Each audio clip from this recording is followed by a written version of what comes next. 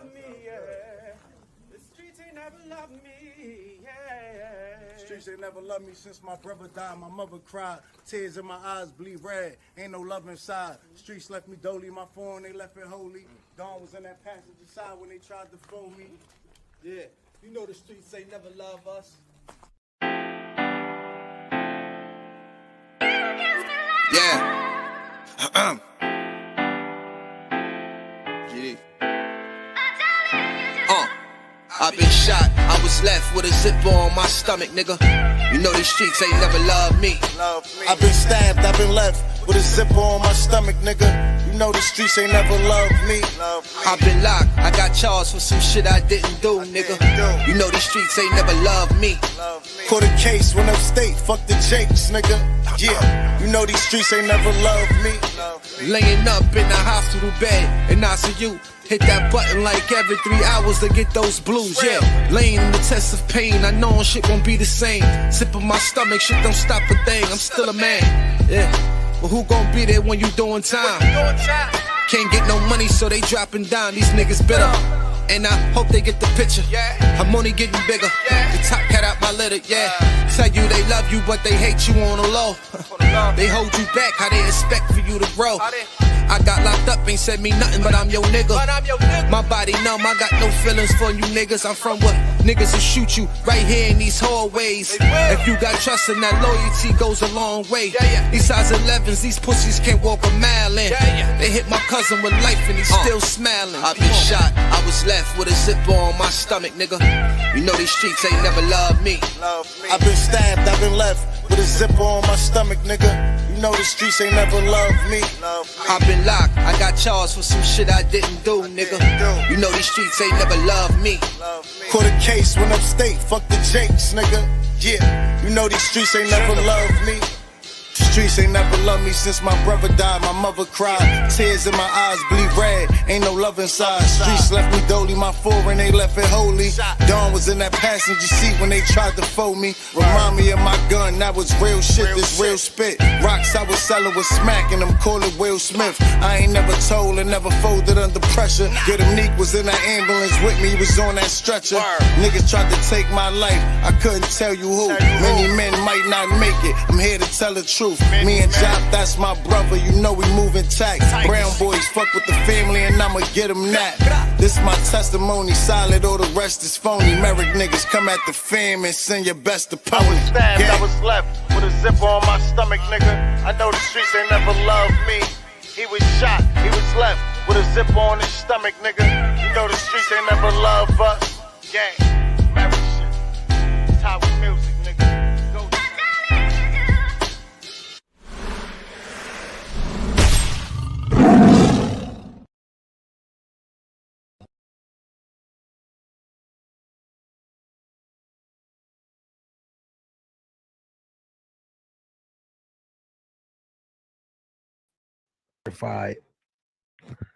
They feel my energy. Shout out the new joint by the boy Loki Smoother. They feel my energy. They're petrified. They know you calling about Whack 100.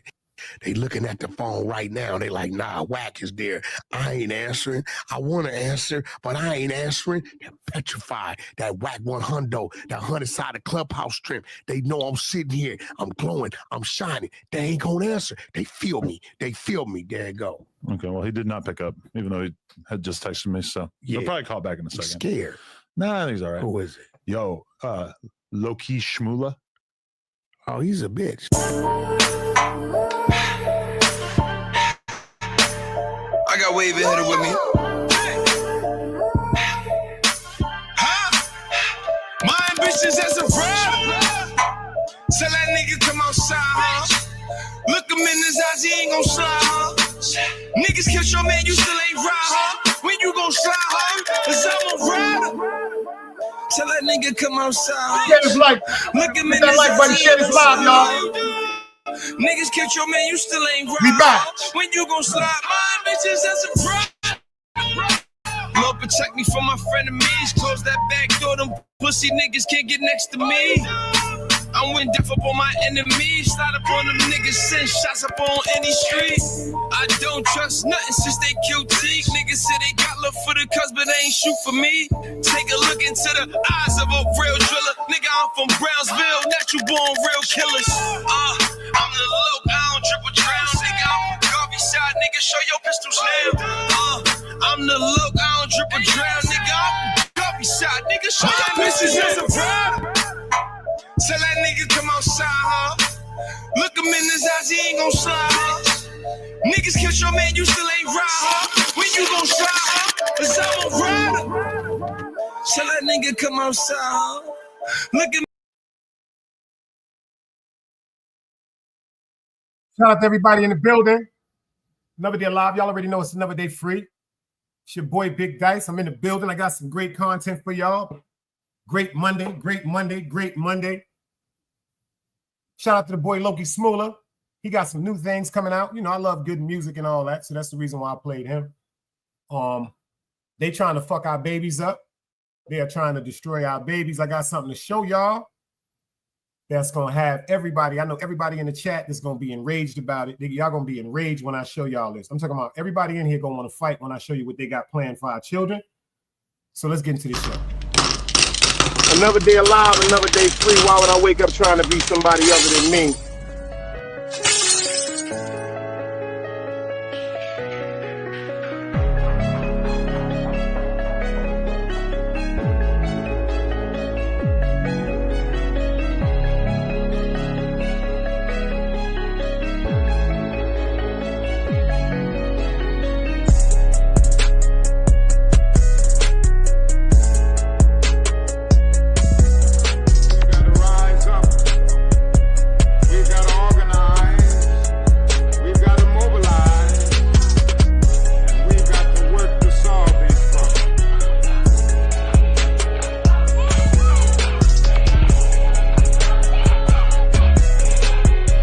Knowledge, wisdom, understanding. Man, woman, and children. Sun, moon, and stars. Everything that exists has to coexist within. Like I said, another day alive, another day free. Why would I wake up trying to be somebody other than me?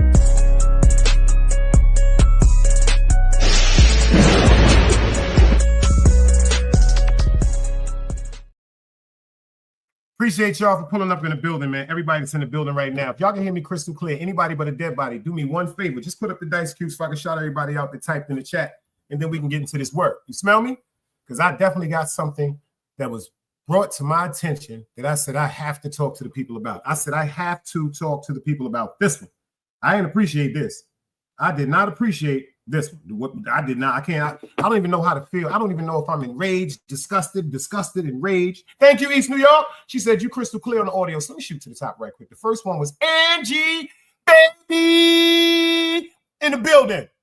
Shout out to my guy Fruit. I see you in the building at the Real Fruit Podcast, the voice of the streets. Make sure y'all get over there and subscribe to him. Like he said, the Michael Jordan of the recording. We got my guy GP on the tube. I appreciate you pulling up, beloved.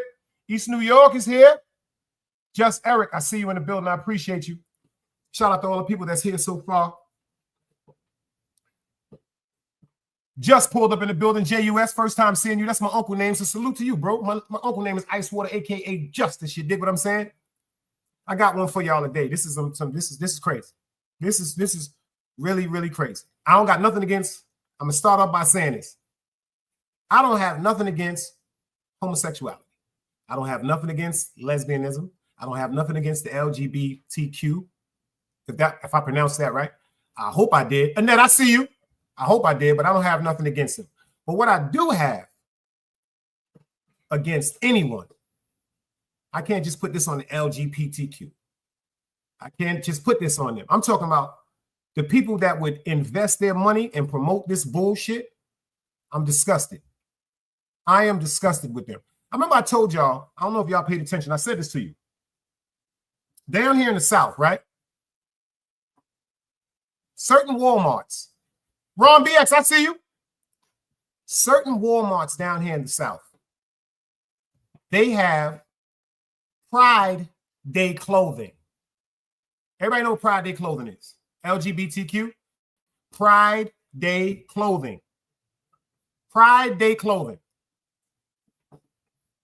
Now, I'm cool with that. If that's who you are as an adult, if that's who you are as an adult, and you feel as though that's what it is and what you're going to do, I respect that. That's on Sharon McLeod. Everybody know I'm not playing that. I respect all that.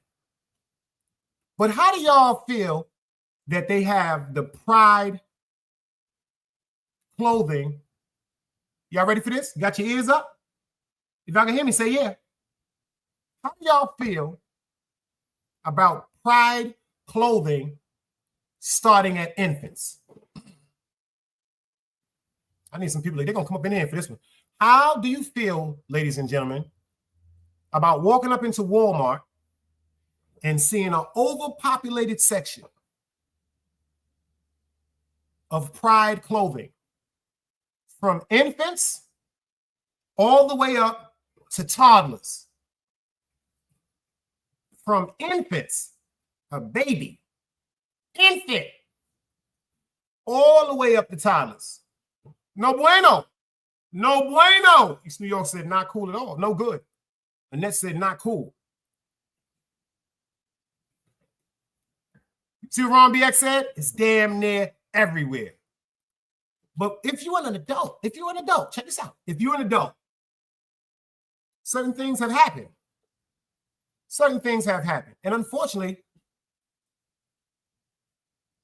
usually people that say they decided to have the lifestyle of homosexuality, there are a low amount that say genuinely they felt as though they was born in the wrong suit. But then the majority says that they were somehow sexually exposed or exploited or assaulted. They say that. A lot of women said certain things went through with family members, brothers, uncles, cousins, and all that. They don't trust men. Men went through things with family members as babies, exposed to child predators. And unfortunately, they had no other lifestyle to develop. But then there's the case of people that are born hermaphrodites. People fail to realize this is really still real. Hermaphrodites. 3 out of every 100 children are born with both sides of the sexuality. But before the child comes home, look this up if you think I'm joking. Before the child is released out of that hospital, the doctor will make the determination whether that child's going to be a boy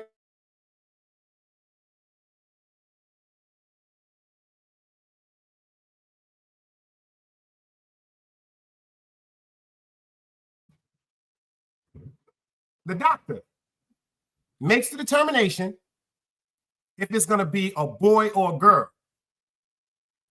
Sometimes the doctors ask the parents, what gene, what identity would you want? Do you want a woman? Do you want a son? Do you want a boy? Do you want a girl? And parents make the decisions. Because, you know, some parents, oh, all I ever wanted was a boy. Some parents, all I ever wanted was a girl. They are children, adults. To this day, that'll be born with both parts. See, the femininity, the feminine side is always going to be divine in everyone's body. Everyone's body. If you see the show called Lovecraft Country, that's what it's called? Is it Lovecraft Country? Yeah, it's called Lovecraft Country. Where they went into an area where they was trying to find a text, a scripture, to tell them about the long lineage of a bloodline. It was based on a black man that didn't know his lineage, didn't know that his great-great-great-great-great-grandmother that was a slave was impregnated by the white slave master that owned him. He didn't know that he had bloodline lineage and money and wealth coming to him. So they had them going through all these type of, you know, treasure hunt things. So they got the one room where there was a symbol sitting down holding it. And when they took it out of the hand, the symbol stood up.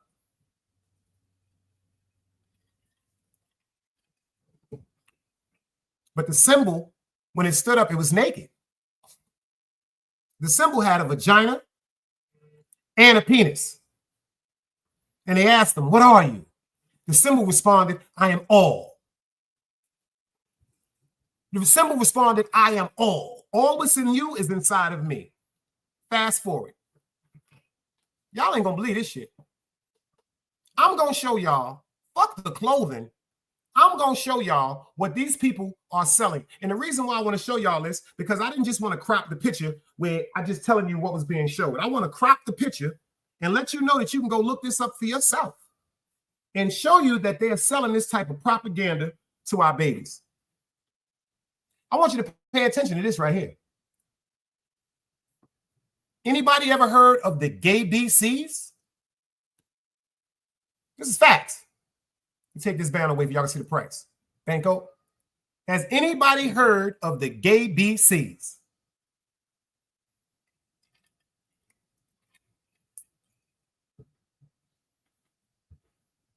And we're like, come on, Dice. That's a fact. Y'all can all look this up if you want to. You got cell phones, you got computers. The gay BCs. Is this crazy? Okay, but what about this? How about this one? The ABCs of queer history.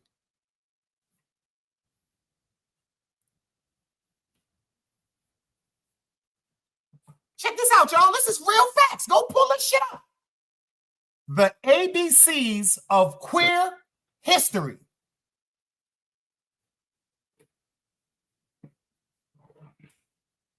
Yo, y'all ain't gonna believe this is about 30 or 40 books that's published. I'm gonna show y'all 3. I'm just gonna show y'all 3. East New York, do me a favor, go to a bookstore right quick. Go to a bookstore right quick, East New York. I promise you this will be in there. I bet you if you go to a Barnes and Noble, anybody in here, this will be in there. This will be in there. But this is the one that's crazy. Y'all ready for this one? Don DeMarco. In My Daddy's Belly. The story of a transgender.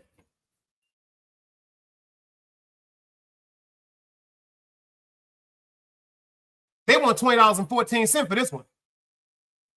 You see this? In My Daddy's Belly.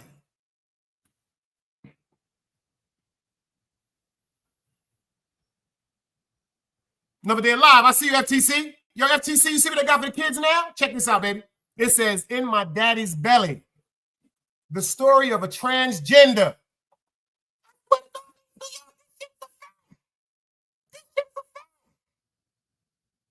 This is a fact. Don't play with y'all like that. Come on now. You know I should give you 10 seconds. Oh my God, it's on Amazon. Big Dice told you that. Hey, Virgo Twin, I see you in the building.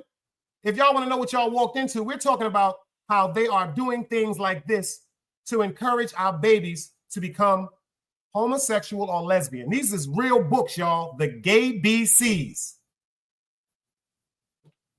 The Gay BCs, book of pacifier kids.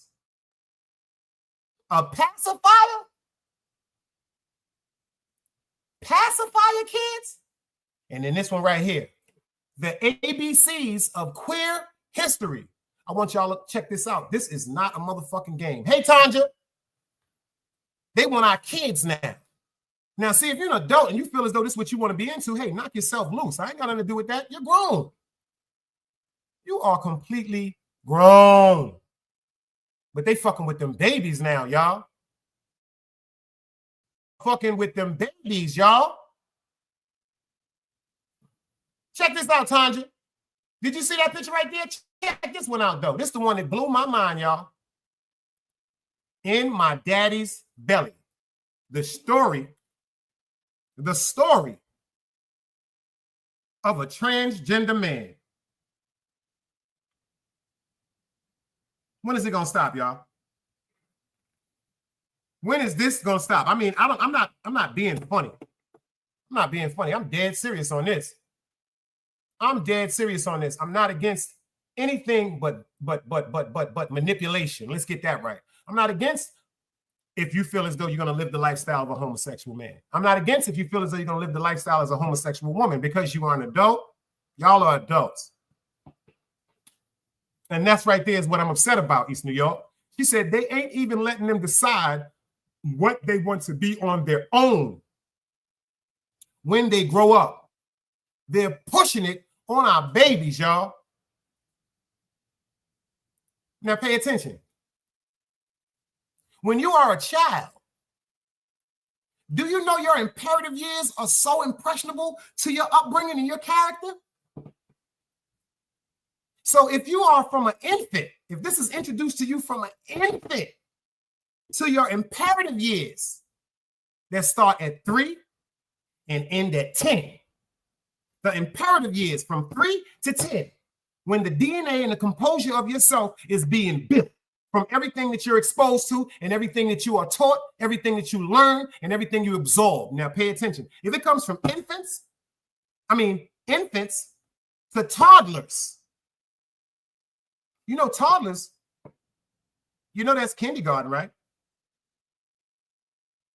You know, preschool and kindergarten is what toddlers wear clothes. Now, pay attention. If you expose this to these babies from the age of such an impressionable era in their lives, they have no other choice. They ain't got no other choice. They don't have no other choice but to accept it. My mother or my mommies taught this to me. My father or my daddies taught this to me. So it has to be right. There's a lot of gangsters that taught their kids how to be gangsters. In our lives, we thought that was right because we didn't want our sons to be pushovers. We didn't want our sons to depend on working with nobody else. We told our sons, take your own test, be a man. If this is what you're going to do, don't let nobody tell you or determine what's going to be your outcome in life, especially financially. And unfortunately, we fucked up a lot of our kids with that. I admit it, I did too. By the grace of God, my son said, I ain't with that bullshit, Pop. That's who you are. I'm going to work. I'm responsible for that shit too. Because it was taught to us. In our family, when we was growing up, our fathers and our uncles and our cousins and them impressionable gangsters in the street, the only way they knew how to show love is through hardship in the school of the hard knocks by example. So when we saw them hustling, or we saw the big cars, or we saw the beautiful women, or we saw the luxurious accolades that came with this lifestyle, and it was being shown to us and verbally expressed to us what it could be, that turned us out. So what you think is going to happen? Pay attention. I said the men and women and the gangsters we loved, when these babies are infants, all they're going to see and develop the love to the people that are pushing these agendas on them. Infants, toddlers, younger teenagers, young adults, if so forth and so forth. If you can't tell a child something is wrong, if the person or the people that raised that child taught them something totally different, like some people were taught morale, integrity. Simple words like integrity, doing the right thing when people not around, just because.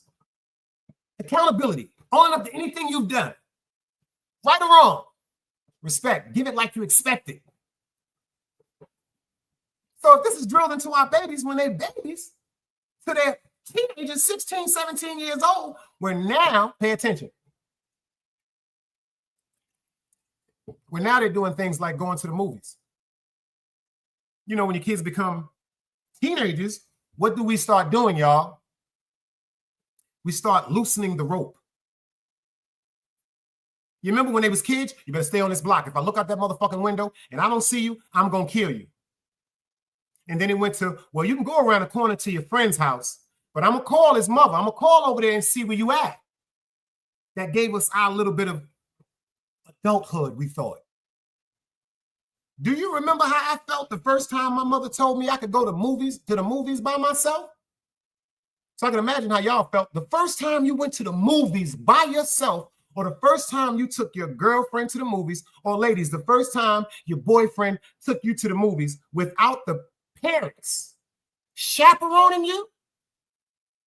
So what you gonna think if they've been trained from day one, homosexuality and lesbianism? What the hell do these people think that they're going to do once they get out of the eyes of the people that put this nonsense into their head when they go through that stage of fucking curiosity? What you think they're going to be doing? They're going to be doing the same thing we was doing. Your mom's ain't home, I'm coming over. Your mother ain't home? Come over, hurry up. My mom's went to the store. My mom's ain't going, she at work. Come on over here.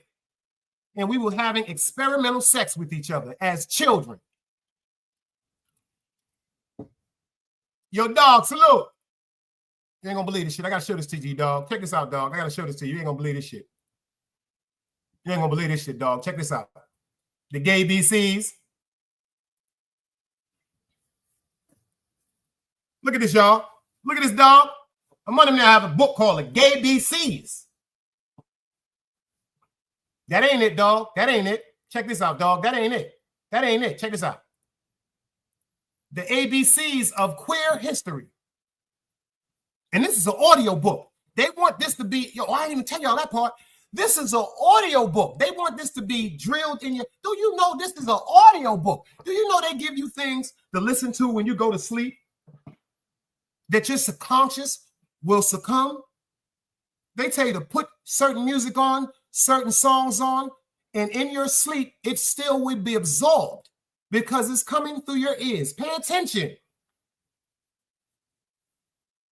Yo, dog, and check the last one out, dog. You don't even want to see this one, dog. Look at this one. Look at this one, dog. You ready for this, dog? Boom. Yo, F, you see this? In My Daddy's Belly. The story of a transgender man. Check the prices out. $20.14 for that one. $10.99 Gay BC's board book for the pacifier kids.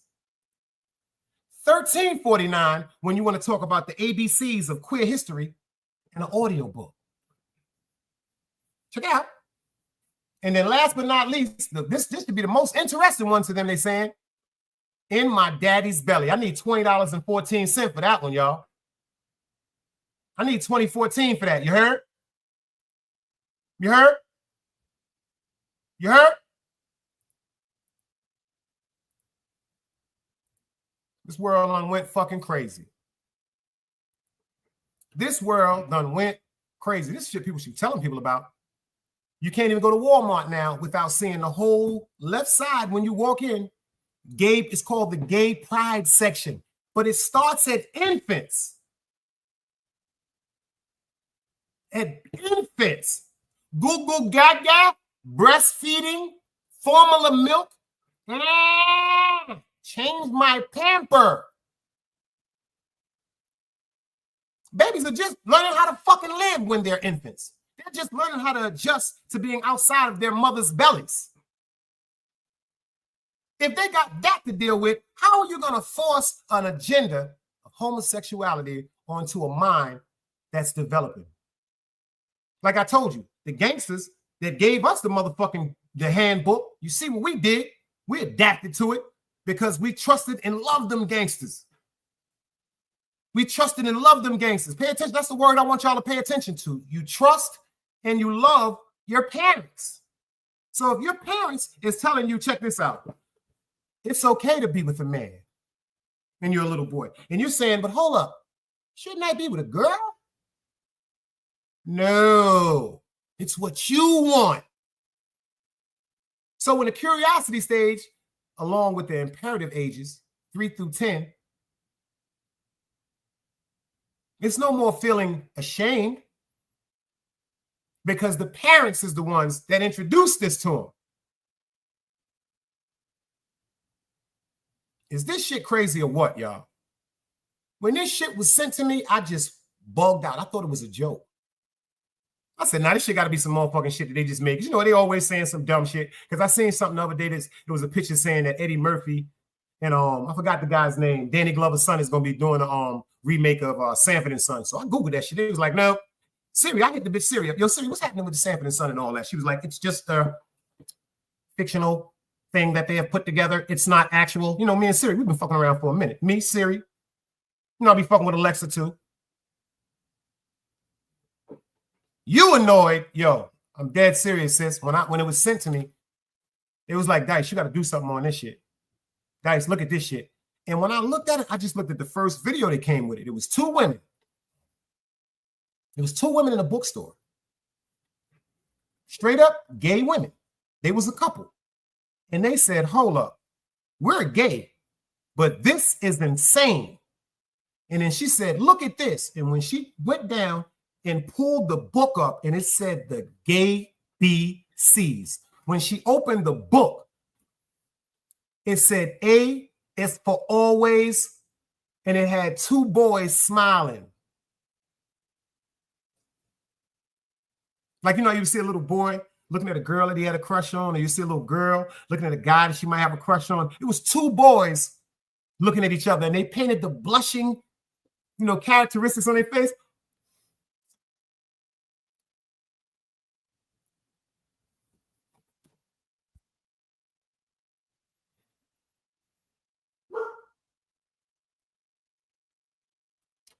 Damn. Man, guys, to your big dice, you are giving them something into deep with this talk. Keep up. No, excuse me. I'm reading like I got Down syndrome. He said, your big dice, you are giving them something into this one deep with this talk. Keep up the great work. Appreciate you, beloved. I had to bring it to your eyes because it was bugging me out. I had to bring it to your eyes because it was bugging me out. And everybody that's seen this, I want y'all to go around and talk to your family members and your friends. I want y'all to go to your local bookstore. For real, I want you to go to your local bookstores, y'all. I want you to do me a favor and go to your local library. I want you to go to your local bookstores. I want you to go to your local libraries. And I want you to do this for me. I want you to pull out your cell phone if you see any of this propaganda. You see any, I want you to pull your cell phone out.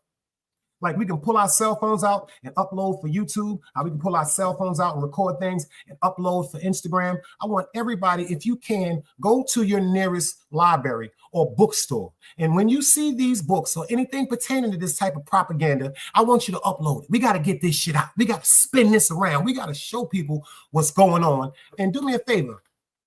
Make sure you say hashtag ban this bullshit. Make sure you say hashtag ban this bullshit.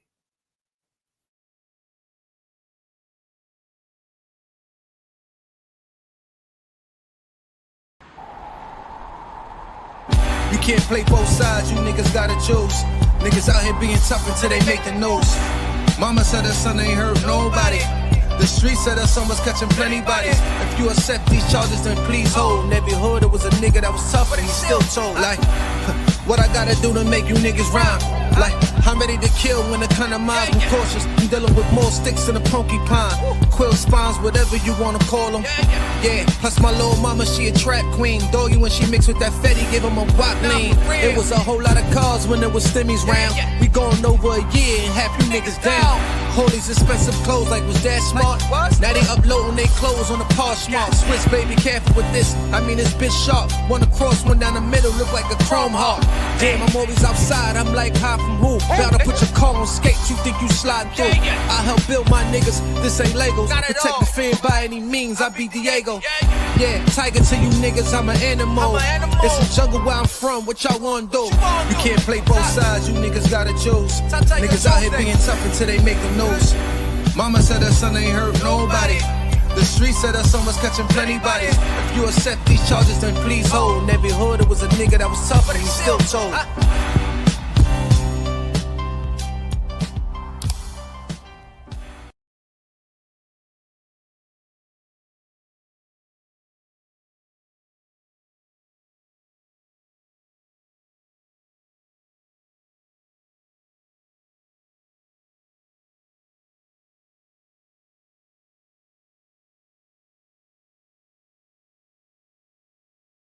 You want to hear some funny shit? East New York said some deep shit. She said, remember the series Empire, how they were just trying to push that on us? I literally was disgusted. Like, you pushing it on people. Yeah, what's the dude name? They did the fake, try to do the fake scheme. But if you look at television right now, it's everywhere. Oh, that's a fact. It's everywhere. It's everywhere. Listen, you remember back in the days, you didn't even hear about homosexuals because it was such a taboo. Shout out to my nigga Mike from Utica Avenue, my mom's best friend. Gave me a card with $100 in it when my mother passed away. Said, your mother was the first one that I came out to in junior high school. Cried so hard when my mom's passed away. The man came to me. He said, when is your mother's funeral, Dice? Lola, I see you. And I say, yo, Mike, I buried her in North Carolina. He just fell to the ground, started crying. So I'm trying to pick him up. Everybody know about Mike from Utica Avenue, God bless his soul. Old school gay man, kept his hair flyed in bitches, mad jury, stayed fly, was wearing Versace and all that in the 80s. Ask about Mike, AKA Michelle from Utica Avenue. When I told this man that my mother passed away, I see you, Lola. The man fell on the floor right here in front of this store, right over here in this corner side right here. And when I'm trying to pick him up, I'm picking him up. Man put his head on my shoulder just like a woman. Put his head on my shoulder, hugging me, just couldn't let me go, crying. I said, let that shit out, Mike. He said, why is she gone? Like literally. I said, let that shit out, man. I'm standing on the corner. I'm a gangster. People looking at me like, why is Mike hugging Dice? Because that was my mother's closest friend from junior high school. He said, your mother is the first person I told my secret. She said, your mother is the person that gave me the confidence to be me.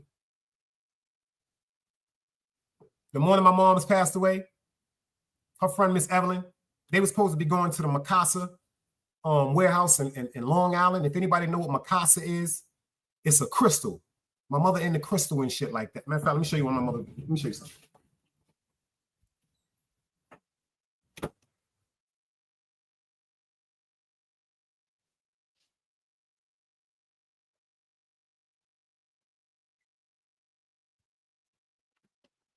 This right here is crystal.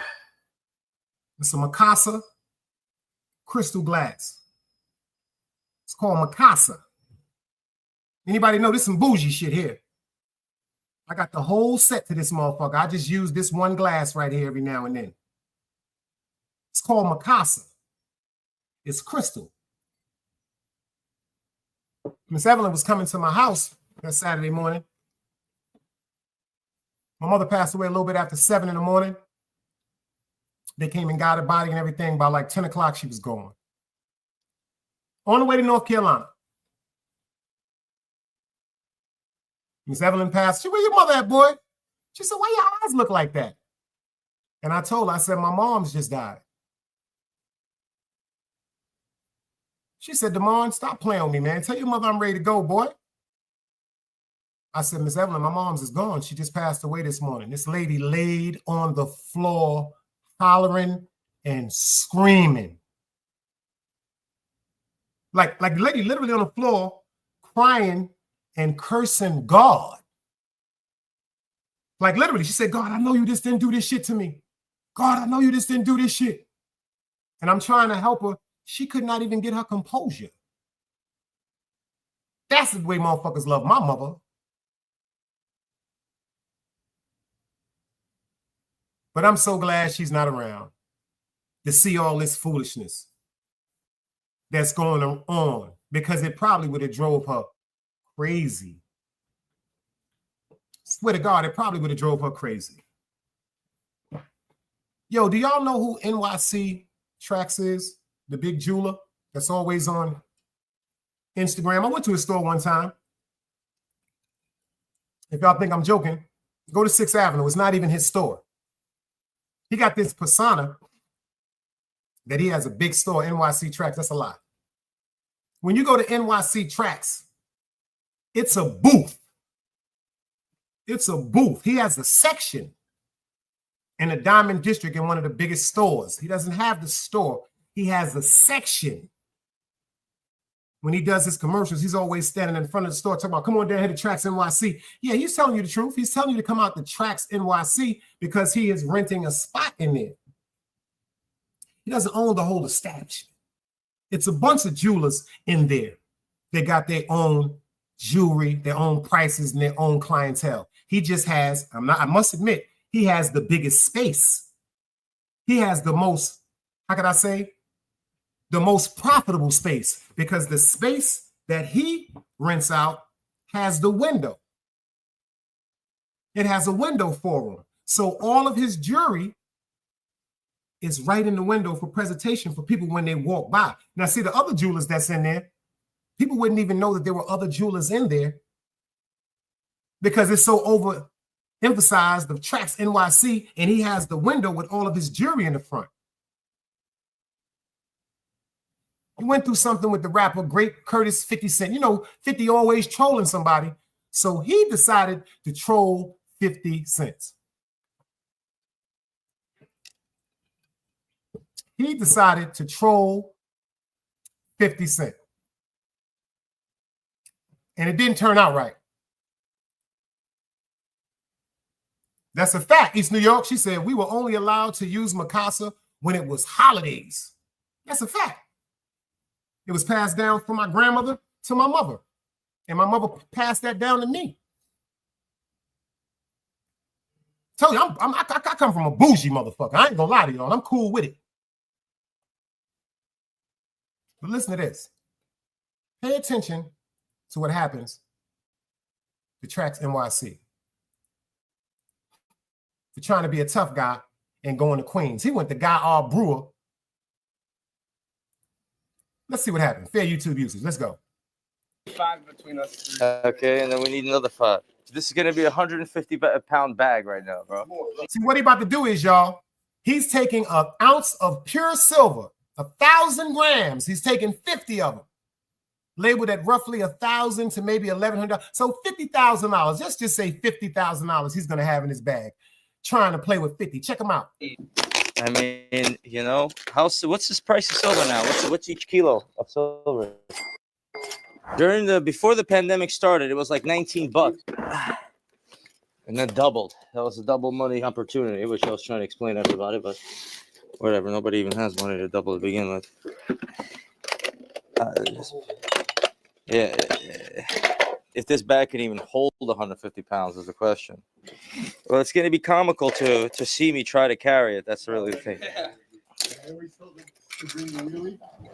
Combi. It had to be Valcombi. I don't know what we're getting ourselves into today, guys. I mean, you know what I'm saying? Son of a bitch. I'm dumping 50 keys inside this bag. Dumping 50 kilos of silver inside this bag. We got 50 kilos for you right here. Except it's for your hood. You see how they all laughing, right? So that's 50 kilos there. You see how they laughing and joking, right? This is the classic bullion trading. Let's go to 5 minutes later.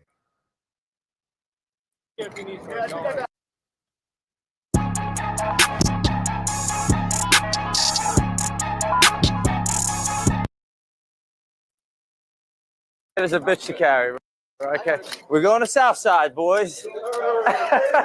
We walling out. Trax is walling out again. All I did was post a cross, man. The only person who owns the copyright to the cross is Christ. And as far as your image and your likeness, you're using my image. You're using a picture of Jay-Z's lips to promote your cognac. You know what I'm saying? Yeah, that's the way to do it, man. You got to carry it on your shoulder like it's a body. That shit almost took my head off. That shit was wrapped around my head if I was dumping it on the floor. Dump all the silver back there for now. I never felt the car so heavy in the back. No, that's struggling today. Farmers Boulevard. This so nigga is crazy. Officially where this nigga crazy. Down. What's up, bro? What's going on? This nigga is crazy. I'll be back. I'm gonna pull some. I'm coming back. I'll be back. We could do. Let's think, guys. You know what I'm saying? Because this is where it's important. We could move around, or we could post up. I don't want to get mobbed by a bunch of people either. Listen, it's not a few of us. Okay, then my boys are gonna pull up too. So it's not a few of us over here, and it's not that busy. You know what I'm saying? And we're giving away kilos to the community. So we have to figure out. The fact that it says Southside Deli, you want to start out with the deli? Or is there a strip around here with some shops? I'm just trying to do something nice for the community, man. Listen, man, here's 50 kilograms of silver to your community. You know what I'm saying? And you're It's another episode of when trolling goes wrong. See, the reason why he's so upset. The reason why he's so upset is because he put up a cross that 50 Cent had. And he said, basically, he was trying to insult 50 saying it was a nice piece, but the quality of the diamonds could have been better. And then he went on to say the money that 50 Cent has, he would have never expected him. He'd have never expected him to be wearing such a poor quality of jewelry and diamond. Then he decides to go to Queens, go live, and just keep trolling. Pay attention to how he keeps saying 50 name. But look what happens when he pulls up on Guy Brula, Mac Baller territory. Shout out to my nigga Joffrey. Let's go. cross is down. No one's using your image, bro. Leave me the fuck alone. What's up, buddy? How are you? Well, the mural is cool.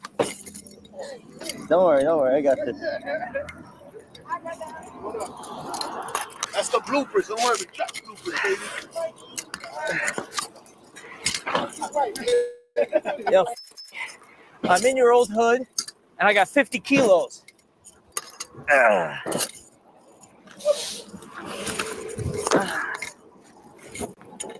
Let's see here. How are we gonna dump this out? All right, before we go, yeah, get that out of the way. All right, let's see how we're gonna do this. So, yeah, I'm in your old hood. I got 50 kilos. I'm gonna give them to random people out here. Ma'am, a kilogram of silver, please. From 50 cents. It's worth over $1,000. You don't want it? Man, you see that right there? You see that right there? That's what you call a demonstration of one of them old timers that stuck in their way and stubborn. He got $1,000 in his hand. He said, Mama, take one. She said, You know why? Because we was always told. What was we told when we was coming up, y'all? You ain't gonna get nothing for free. We was told, what do you mean? Ain't nothing gonna come for free. It's always gonna be an attach. It's always gonna be on string on it. Why would somebody just come up to me and be like, yo, Dice, what's up, baby? Take this $1,000 right quick. And it's really $1,000? Why? Like, why you giving me this shit, bro? Fucking choose me to get this shit too. Because I like you, Dice. So check it out. A bunch of people are gonna look at him like they crazy, but then some people are gonna really be like, let's see what the fuck this nigga talking about. But see, he's on Guy R. Brewer Boulevard, right down the block from where 50 and them used to be at. Running his mouth about 50. This is Mac Baller, Notorious Mac Baller territory. Check this out, y'all. This is funny as a motherfucker. Let's go. Thank you. Okay.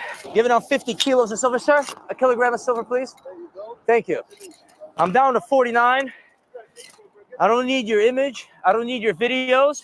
What's up, my brother? What's going on? Got a kilo of silver for you, Chief, man. I see you. No problem. Your videos are down. I hope we could call it a day. You see how this is? You see how he running his mouth? You see how he running his mouth? I don't need your image. Your videos are down. You're not even selling music. This is a cocky old arrogant ass, whatever he is. He said, your music's down. I don't need your stuff. He's like, he's really trying to, if you pay attention to what he's doing a troll move. Dumbass nigga. Ain't never been in Guy R. Brewer Boulevard. Excuse me. Ain't never been to Baisley. But he up there and he said, yo, check what he said. I'm in your hood, nigga. I'm in your hood with 50,000 on me, baby. What's popping, blood? And look what them niggas did when he did it. Let's go. And in a respectful manner, like two grown men. Save your energy for Diddy and your other friends, and I hope that's enough for you, all right? So we got... Did you hear what that nigga just said? He said, yo, save your energy for P. Diddy and his friends. Oh, this nigga tough, huh? Let me show you why. 50 keys to give out in your hood. I'm here on Guy Brewer and 134. Ma'am, you change your mind? Ma'am, got a kilo for you. For you. Oh, thanks.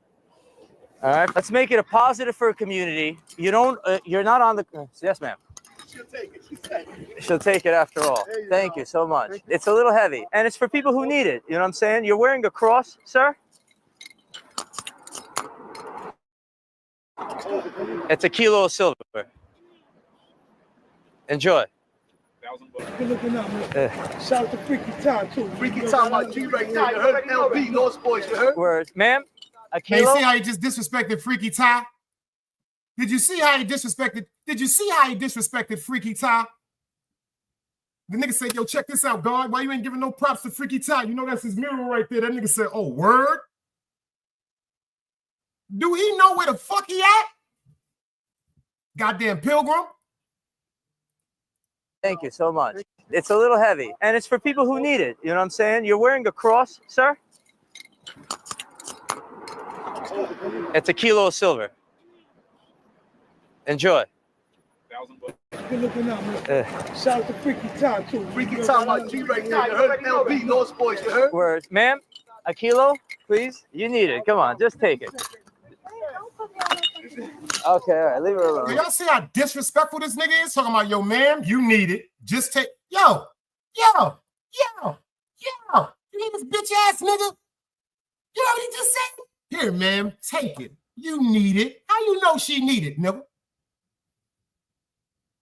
How do you know you racist pilgrimage? You racist pilgrimage? That's why I ain't spend no money in your store, you bitch ass nigga. When I came to this store, I'm gonna tell y'all why I purposely went to his store. I drove to New York because I was on his website and he had a nice little cross. Nice little cross. I always said I was gonna get me another cross like one my mother had. Nice little cross. He wanted $2,200 for the cross with the stones and everything. I'm going to buy the cross. I'm looking for a chain to go with it. And his attitude. I'm like, yo, boy, the best you're gonna do is 22 for this. I said, yo, I got 2,000 cash for this, but I'm not trying to get away from no deal. I'm not trying to beat you. I said, yo, you want 22 for it? I want to give you 2,000.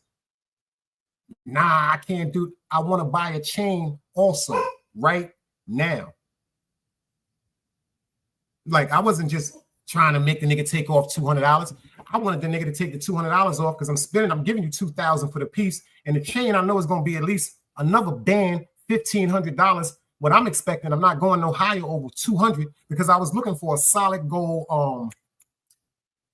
What the fuck is this shit called, man? It's not a box link. It's like a rope beaded bracelet. I forgot what they call it. Solid gold. The way he spoke to me, I looked at him. I said, "You right, my nigga," and just walked out. He's calling me when I'm walking out the door. Hey. He's saying MC. I say, yo, boy, I be seeing you on YouTube and stuff like that. I looked at your site. I'm coming up here to get the cross. I drove all the way up here from North Carolina to shop with you.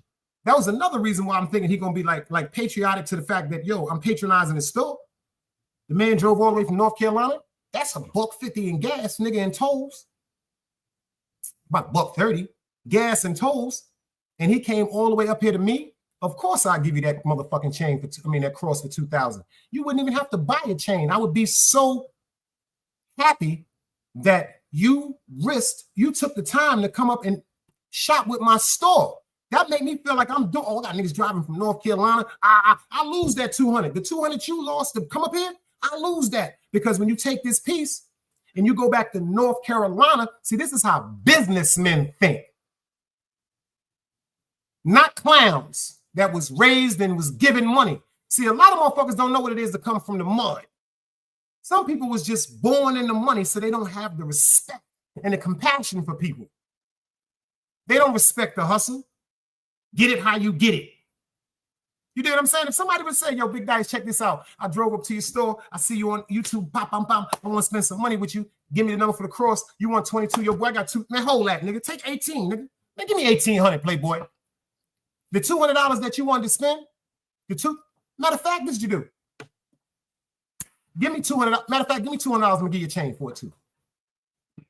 Matter of fact, let's take a picture together. I want you to take. Let me put this on my. Whatever you want to do. You was up here with your boy Big Dice. Because I come from nothing. You heard me? But I come from love. Let's go. Freaky time, my G right now. You heard LB, Lost Boys, you heard? Word. Ma'am, a kilo, please? You need it. Come on, just take it. You heard that? Listen to this bitch ass nigga. I'd have punched him in his face. Good looking out, man.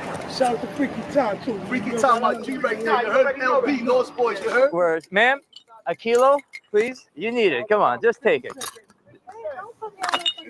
Okay, all right, leave her alone. Sir, you want a key? You heard what she said? Don't be trying to put, you heard what she said? You heard what she told that nigga? Don't be trying to put me on blast like that. She started cursing that nigga out. You don't know how these black women is? A black woman is, you clown? Talking about she needs, she's like, nigga, don't be trying to put me on blast, pussy. You heard LB, North Boys, you heard? Word. Ma'am, a kilo, please? You need it. Come on, just take it. Okay, all right, leave her alone. Sir, you want a key? Really? Thank you. No problem. What's going on, man? Need a key? See that? See that? Just like that. You heard that? Right. Hey, listen, you got to be in person. I'm sorry. Yo, sir, got a kilo for you, man. Kilo silver. But I need a haircut after that. Can I get another one? Nah, you can't get another one. You got to get one. One per person. One per person. Hey, listen, while supplies last, I guys. ain't gonna front though. I'm not gonna front. There's always a nigga moment I can't stand. See, they won't pick the right black people to be on. Like, you know, when somebody gets shot in the hood or something bad gets in the hood, you know, the eyewitness news will always pick the dumbest black person in the neighborhood. Yo, what happened? Yo, but they fight boy, I'm on TV. Yo, I want to give a shout out to my uncle. I want to give a shout out to my girl, my grandmother. She made macaroni and cheese last night. Yo, shout out to you, grandma. That macaroni and cheese was fire. They always seem like they catch the right one. So this nigga come back, we're talking about with his cell phone. Yo, you heard what she said? Yo, you heard what she said? He like this, what she said. And her stupid ass, can I get one too? He said, nah, you got to be here in purpose. This nigga was asking for trouble. I'm not going to be here all day. I'm trying to resolve it with, I'm in his old hood, given 50 kilos of silver. Each kilo is over $1,000, and they're underpriced. You gotta go, bro. My bad, bro. You gotta leave, bro. Okay, well, let me put my stuff away. You gotta go. I gotta go. Yeah, he looked like he was outnumbered, and he knew it, but... You can't play both sides, you niggas gotta choose. Niggas out here being tough until they make the news. Mama said her son ain't hurt nobody. The streets said her son was catching plenty bodies. If you accept these charges, then please hold. In every hood, it was a nigga that was tough, and he still told. Like, what I gotta do to make you niggas rhyme? Like, yeah, you see how he acted when that Pelly Pal pulled up with that gun in his pocket, right? You see what happened when that Pelly Pal, he didn't have his finger in his pocket. You seen he had that Pelly, that Mark Buchanan on. Y'all see what happened then, huh? He said, yo, check this out. You got to go. And then he said, you right. Let me get this up. That nigga ain't say nothing about 50 Cent, Curtis Jackson, talking about he's coming to get back in the hood. He was trying to disrespect us as a whole. I don't know who told him that trolling is good. See, I be trying to tell people about that trolling shit. I despise trolls. I'm not going to lie to you. I wish all of them were swallowed. If you a troll, I hope you were swallowed. I don't give a fuck how you take it. Because especially if you're an adult. If you're an adult and you're a troll, I wish you would. Why weren't you swallowed? You should have been in a bag. If you are a troll, well, fuck how nobody take this. You should have been in a condom that was flushed down the toilet bowl. Facts. No, you should have been in a condom that was put inside of a garbage bag because it's just disgusting. I ain't gonna front. I've been saying it for 100 years. I've been saying it since I can't stand a troll. I can't stand a fucking troll. I remember one time I was in somebody's chat. I don't know. They thought I was trolling. I wasn't trolling. I'm being dead ass serious. I know I be joking sometimes, and the way I say things may come across like, yo, damn, I know you ain't saying nothing like that for real. No, I am saying shit like that for real. Oh, what would he say? Because shit is just ignorant to me, y'all. I don't give a fuck. I know how I feel about that shit. That shit is real. If you're an adult and you trolling, I want to know who sent this to me. I think, was it Annette that sent it? Somebody sent me something. And it said, let me make sure. I think it was my sister. I think it was Annette. I swear to God, I think it was Annette that said, somebody sent something to me, man. Let me see if I can find this shit right quick.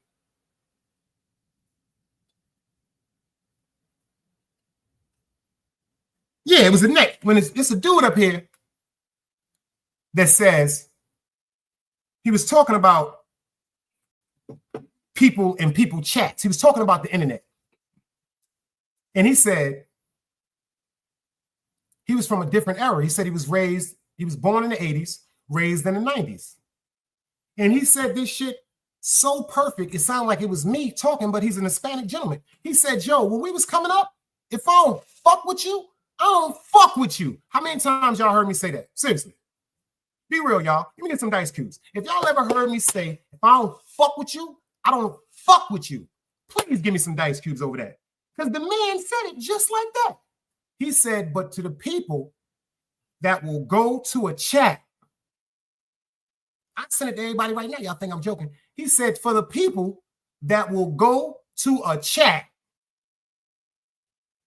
just to type in a chat, yo, I don't fuck with you. He said, you's a fucking clown.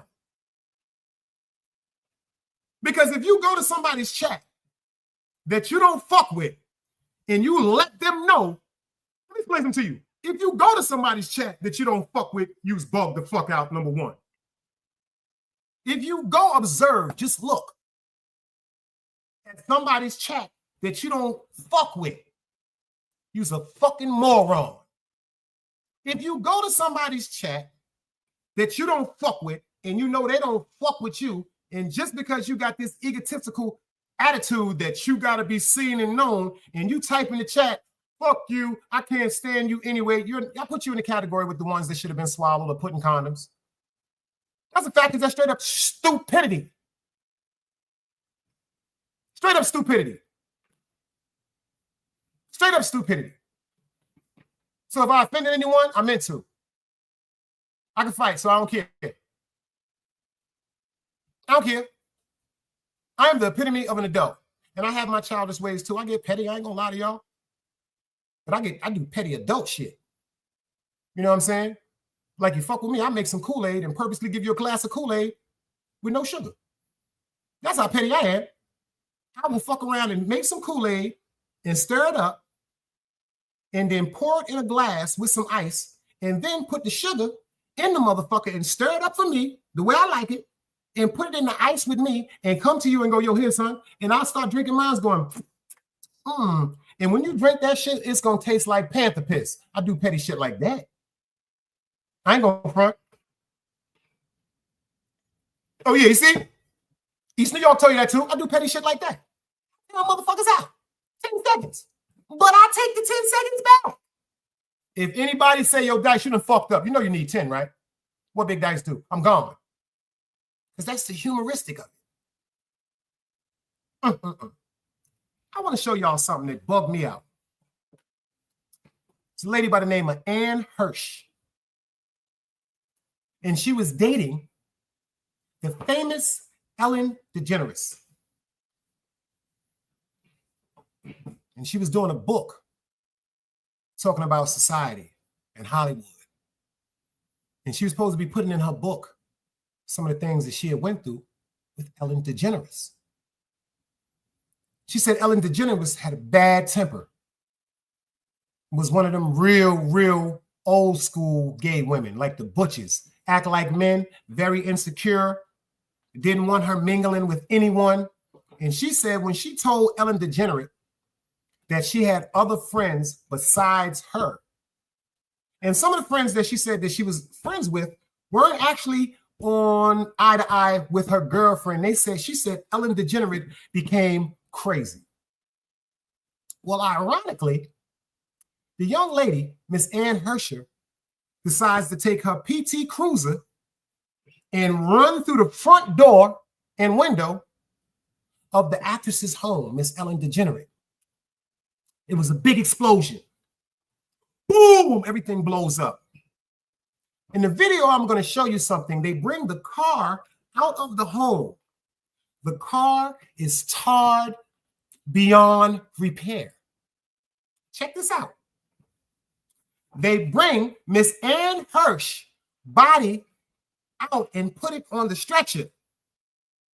I'm going to show you all this. Let me ask y'all something. What is the reason for an ambulance service to put someone on a stretcher and completely cover them up? I'm talking about like a tomb, like a mummy. What would be the only reason why paramedics would put a sheet over someone's complete body when they're picking them up to take them to the hospital? What is the only reason why that sheet comes over their face? What is the only reason why that whole body is succumbed in a like cocoon state? Why do they do that? Can anybody tell me? Thank you, East New York. You got a 10-second coupon. You got a 10-second coupon that you can use anytime you want to. Because if you get caught up in something and I go, you can say, stop. Hold up, Dice. Use my coupon. My man, Chief, you got you one too. You got a 10-second coupon, Chief. Thank y'all. Thank y'all. You got a 10-second coupon. Or you can use your coupon to bend me right quick. Yo, Dice, I don't even like what you're looking like today. I don't like what you're saying. Matter of fact, I'm just going to be petty, Dice. 10 seconds. It's yours to do it as you will. It's like a weekend voucher at a gambling casino. You got about 6 months to a year to redeem it. Can't be cashed in on expensive holiday weekends. Can you dig it? I'm about to show y'all a video that's going to blow y'all mind. It's going to blow y'all mind. What if I told y'all that when they brought her out of that car, what if I told y'all when they brought her out of that car and thought that they killed her,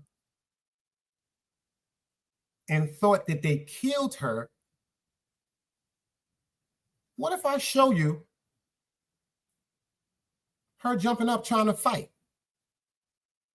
What if I show you they have her succumb, totally cocooned in white on a stretcher, trying to rush her to the ambulance at a fast speed, and she is not moving? Let me show you something right quick. And remember where y'all saw this first, because they say Ellen DeGeneres allegedly was the reason why this happened. As we continue to learn new developments into that car crash in Los Angeles, and as the driver by TMZ and Fox 11 out there in Los Angeles identified as Ann Hench. Let's take a look one more time at that video that we saw earlier this afternoon of a car going into a house taking place there out in Mar Vista. House of Preston, and car slam. As we can see the helicopter video there of the car in the house, you can see firefighters on the scene there, taking that car out from the house. Fox 11 in Los Angeles said the driver. Now pay attention, ladies and gentlemen. Pay attention, ladies and gentlemen. You see this right here? Do you see that charred car? They thought Ma was dead. They thought she was dead and pronounced her dead. But let's pay attention to what happens. Went into that house and sparked a fire. Firefighters were on the scene just before 11 a.m. on the West Coast. A car, a Mini Cooper, you can see there, went through the house, causing a massive fire. Within an hour, the firefighters, LAFD, had eventually pulled the car out of your home. You can see it was towed out of the home there. Firefighters still looking in the car to find possible survivors. The driver was rescued, as you'll see in this next little clip we're going to transition to. Pay attention. The driver was rescued. The driver was rescued, and y'all about to see it. Let's go. Real quick, they were taken to the hospital, as you can see there, in a hurry to get out of that car that crashed into that home. They were worried about the structural damage. Now, y'all see that right there, right? Y'all do all see that right there, right? Everybody in here see that, right? Everybody see that, right? Make sure y'all see this crystal clear. They got her wrapped up like a mummy. Everybody see that, right? Tied at the top, tied at the bottom. Check it out. Tied at the top, zip tied at the top, zip tied at the bottom. Let's check this out. of that home as it was built in the 1950s, and you can see the house give way a little bit there in the house. So they were concerned.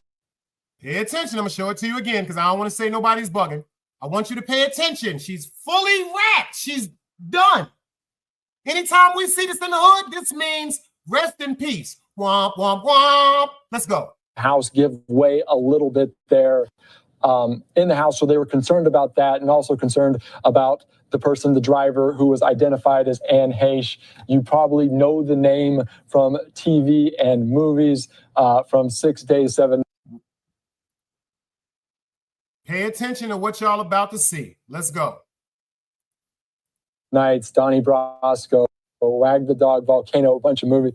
And there is a dramatic moment there just before being put in.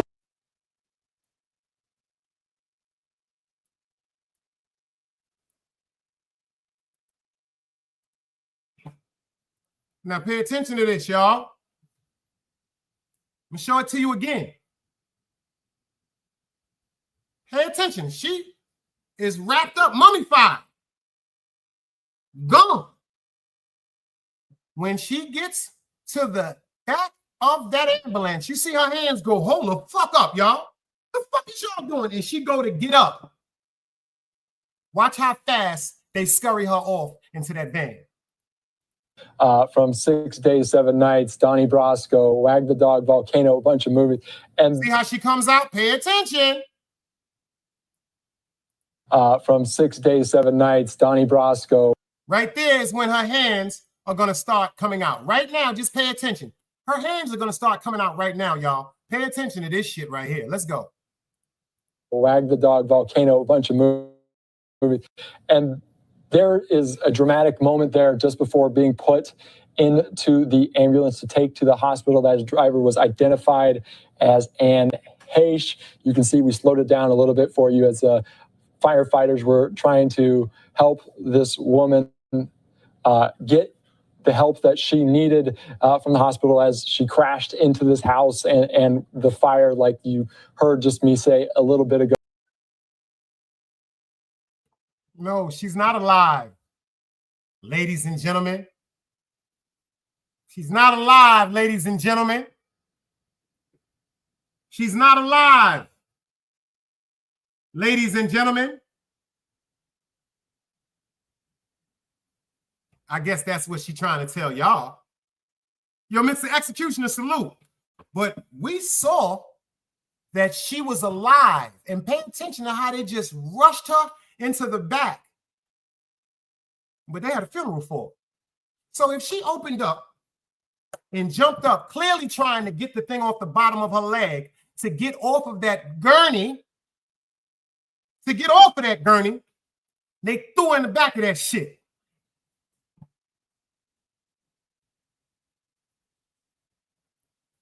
We're talking about the secrets of Hollywood. They said she was about to expose Ellen DeGeneres. Dirty Bronx native, I see you in the building. Salute, beloved. If she was alive, I want everybody to answer this question. If they thought she was alive, how come they wrapped her up like that? Unfortunately, I've seen bodies pulled out of houses. Y'all know my mom's died on the same couch I bought her. And before that, my babysitter's brother. Rest in peace to Mr. Robert. Miss Betsy bring us downstairs, her brother on the back. He done passed away, flies all over him. We watched him come out. I don't know, I've seen so many bodies transported to the back of ambulances that was pronounced dead. I've seen bodies, man. I ain't never seen nobody get up like that. Now, hold on. There is things like involuntary movement pertaining to your nerves. There is things like involuntary movement pertaining to your nerves. There are cases where people, unfortunately, have been unalived and their families have quickly, 2 days later, they got a funeral. There are cases where arms have stood up, were raised up out of the casket. There are situations where the whole front of the body would raise up. Actual documentation on this shit because of the involuntary nerves that are moving. See, the brain and the heart is out of the body, so it's gone. But the nerves ain't got nothing to do with that.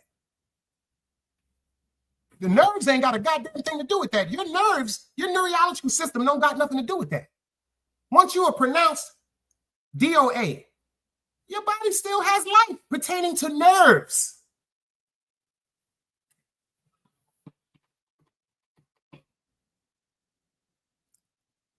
And a lot of you women think y'all slick. You know what? For the year 2025, this is my new motto. Even though I don't be getting into nothing with women, that's a fact. The rigor mortis, it has to wait for that rigor mortis to set in. That's a fact. They run around and y'all be making it seem like women are so weak. They don't have no strength. They don't have no aggression. I told y'all, my Aunt Joanne killed my Uncle Sonny Boy. Came and told my grandmother she was going to kill him. Facts. Check this. I've been telling y'all this from day one. This how my Aunt Joanne came and told my grandmother, Edna, if your brother go see that woman again, I'm going to kill him. Said it in front of all of us. My Aunt Christine, God bless her soul. My grandmother, God bless her soul. My Aunt Joanne, my Aunt Josephine, she's still here. My Uncle Buddy, God bless his soul. And me. She said, Edna, if Sonny Boy go see that woman again, I'm going to kill her. Fast forward, my Uncle Sonny Boy comes home Friday night. Give her the check like he usually do. Keep a little bit of nonsense, a little money. Like he gave my aunt the majority of the money like he did because they had three children, excuse me. But he broke out that Friday night. They said my uncle was having an affair with a Caucasian woman from Raleigh, North Carolina. They said the woman was beautiful. They said she had a bunch of money and she was just in love with my Uncle Sonny Boy. He just had a charismatic attitude. Handsome man. You dig what I'm saying? Stayed fly. We talking about the 70s and shit like that down here in the South. So she came and got my Uncle Sonny Boy. Brought my Uncle Sonny Boy back. My little cousins and them said that my aunt made meatloaf, mashed potatoes, mixed vegetables, and red Kool-Aid. Said mama cooked all that food for us. That was my uncle's favorite dish by my Aunt Joanne. Pay attention to the story. Mashed potatoes, meatloaf, mixed vegetables, red Kool-Aid. Specifically, red Kool-Aid was my Uncle Sonny Boy's favorite meal. That's exactly what it was, DBN. DBN, that's exactly what it was, man. My cousin said, Mama put us to sleep. Put them in their rooms, put them to sleep. Made love to my uncle one last time and blew his face off with his shotgun. Made love to my uncle one last time, and when he went to sleep, she blew his face off with his shotgun.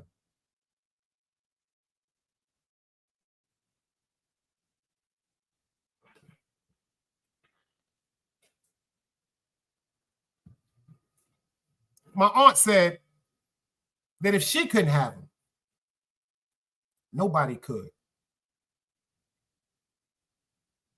She said that. And she went to a place down here that was called Dorothy Dix. I think for myself, I see you, beloved, salute. She went to a place that was called Dorothy Dix. It's just a mental hospital that used to be down here in North Carolina. You think the story got crazy with my uncle passing away? She went to Dorothy Dix, y'all. And they said my aunt cried. They said she cried every day. They said she refused to eat. They said she just cried and cried and cried. And she said she used to see my uncle. The people said that she used to talk to my uncle every night. And then she just died. She didn't live 90 days after she killed my uncle, y'all. She just died. That's why I always tell people, show the respect to a woman that you need to, because it's a fact. Don't get it twisted, y'all, as men. That's a fact, East New York, because I miss my Uncle Sonny Boy. I do. But I swear I miss my Aunt Joanne too. I swear I miss my Aunt Joanne too. One of the nicest women in the world. Like, listen to me. She used to make these sweet bread cakes. It was called sweet bread cakes. She used to make lemon meringue pie for us. When I came to North Carolina, she used to make me my own personal pie. Lemon meringue pie. 20 gauge shotgun at that too, DBN. 20 gauge shotgun. They said she cried. They said she used to be in the hospital just crying. They said she didn't want to eat. They said at night, the nurses told my family she used to just be sitting up having conversations, like talking to them. They heard her saying to my uncle, Sonny, will you ever forgive me? Sonny boy, will you ever forgive me? You know how much I love you? Please come take me with you. I can't be here no more. This is what they said she said to the day she died. So I'm not going to underestimate no woman, because I know it's some people, because I used to be like that. I'm not going to lie. When I was younger, I was like that. I'm the man. I'm the head. But I'm going to tell something to all my dudes in here that may not have understood this yet. I'm going to say this to every man that's watching this that may not understood this yet. Yes, I wear the head. I'm the crown. But fellas, our head cannot stand if we don't have a neck. That's our women. See, our head is the crown, but how could we be anything without the neck? How could we be anything without the neck? We couldn't move. We couldn't go up and down. We couldn't go side to side. Nothing like that. And that's a fact, DBN. You can't play with people's feelings, man. See, I wish I could say to y'all, man, I hate my aunt. Fuck that woman. So what? He was the work. Nah, she wasn't. She wasn't. She was living after having children. She put on a little weight. After having children, she still was beautiful. Her heart and her spirit was beautiful. She came here and told my grandmother that shit. Yo, check this out. You better talk to your brother, because if Sonny Boy go see that woman again, I'm going to kill him, Edna. And they thought she was playing. They thought she was playing. And like Compa said, because I was 12 years old, that shit happened 40 years ago. But let me show y'all something, because y'all be thinking these women is so innocent and not dangerous. Y'all better check this out. Let's go.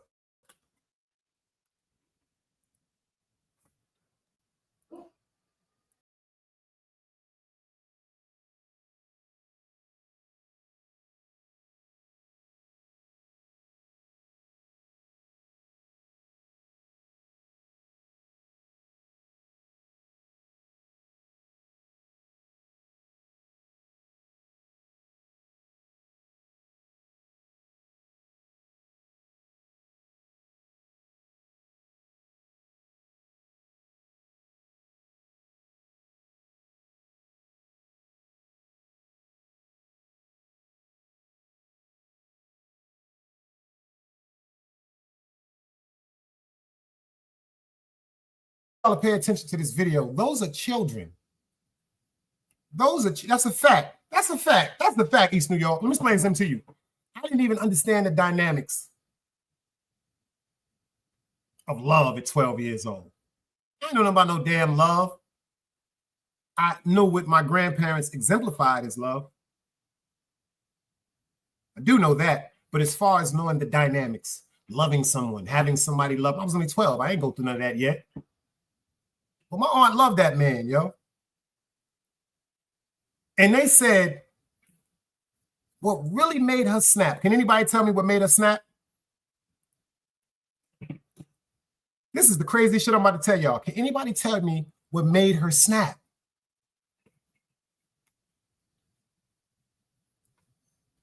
Take a guess. What made her snap?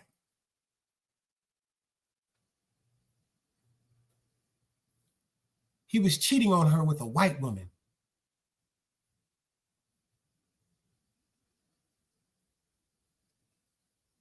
Y'all got to pay attention to something. In the 70s, in North Carolina, literally was still slavery.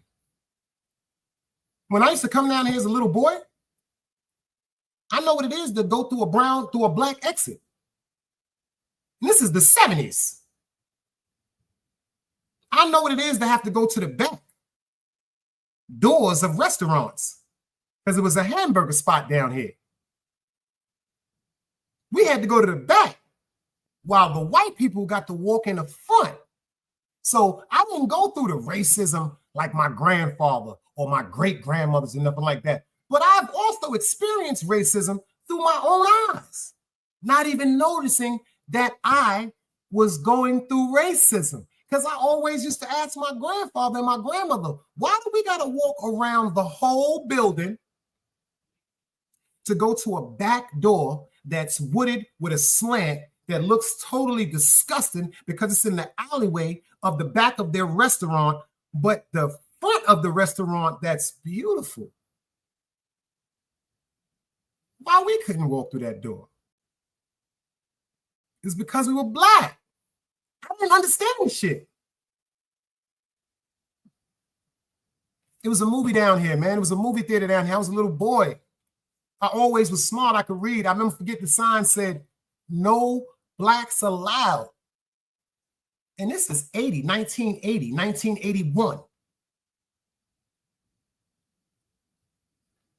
They said people knew that my uncle was messing with the Caucasian woman. And my aunt felt so disrespected because of the way that a lot, not all, a lot of the Caucasian people used to treat black people down here in the South.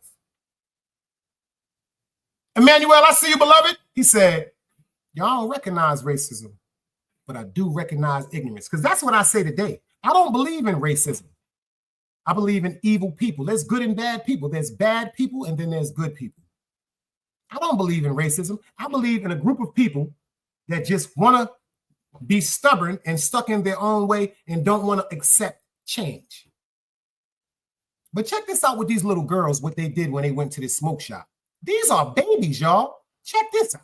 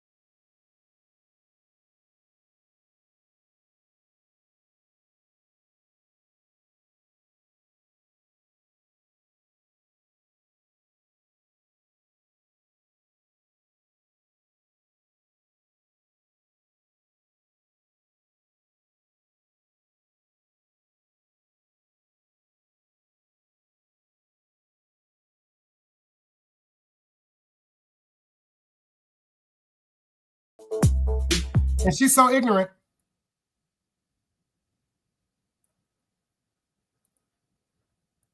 She's so ignorant. Pay attention to how she pulled that gun out. She could have blew her fucking hand off.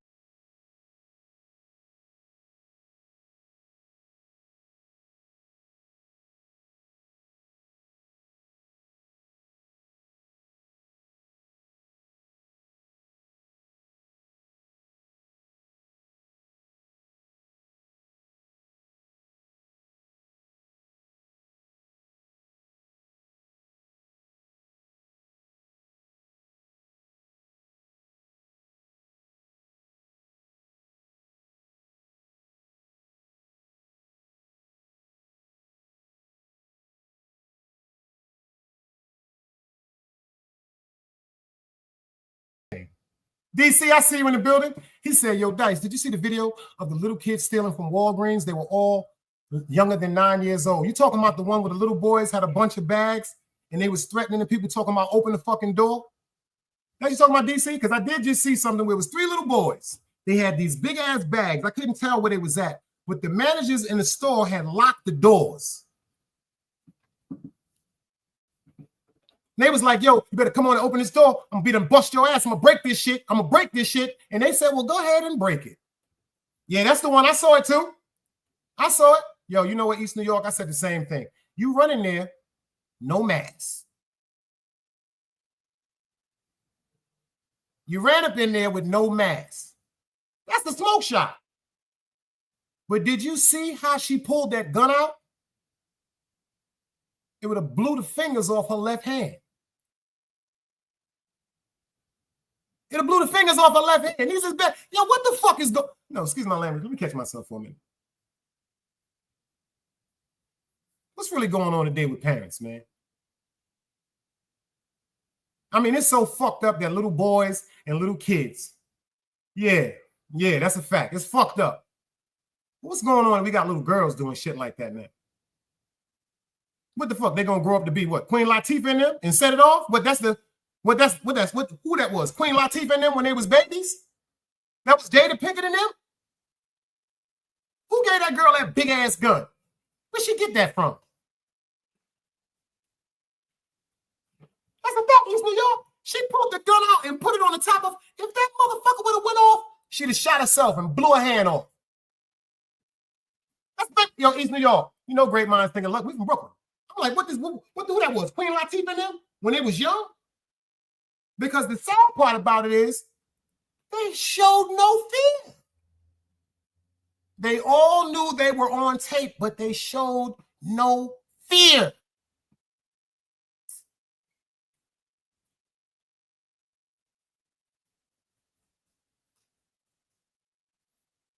Thank God they didn't shoot nobody.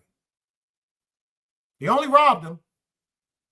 But since when our little girls start robbing them?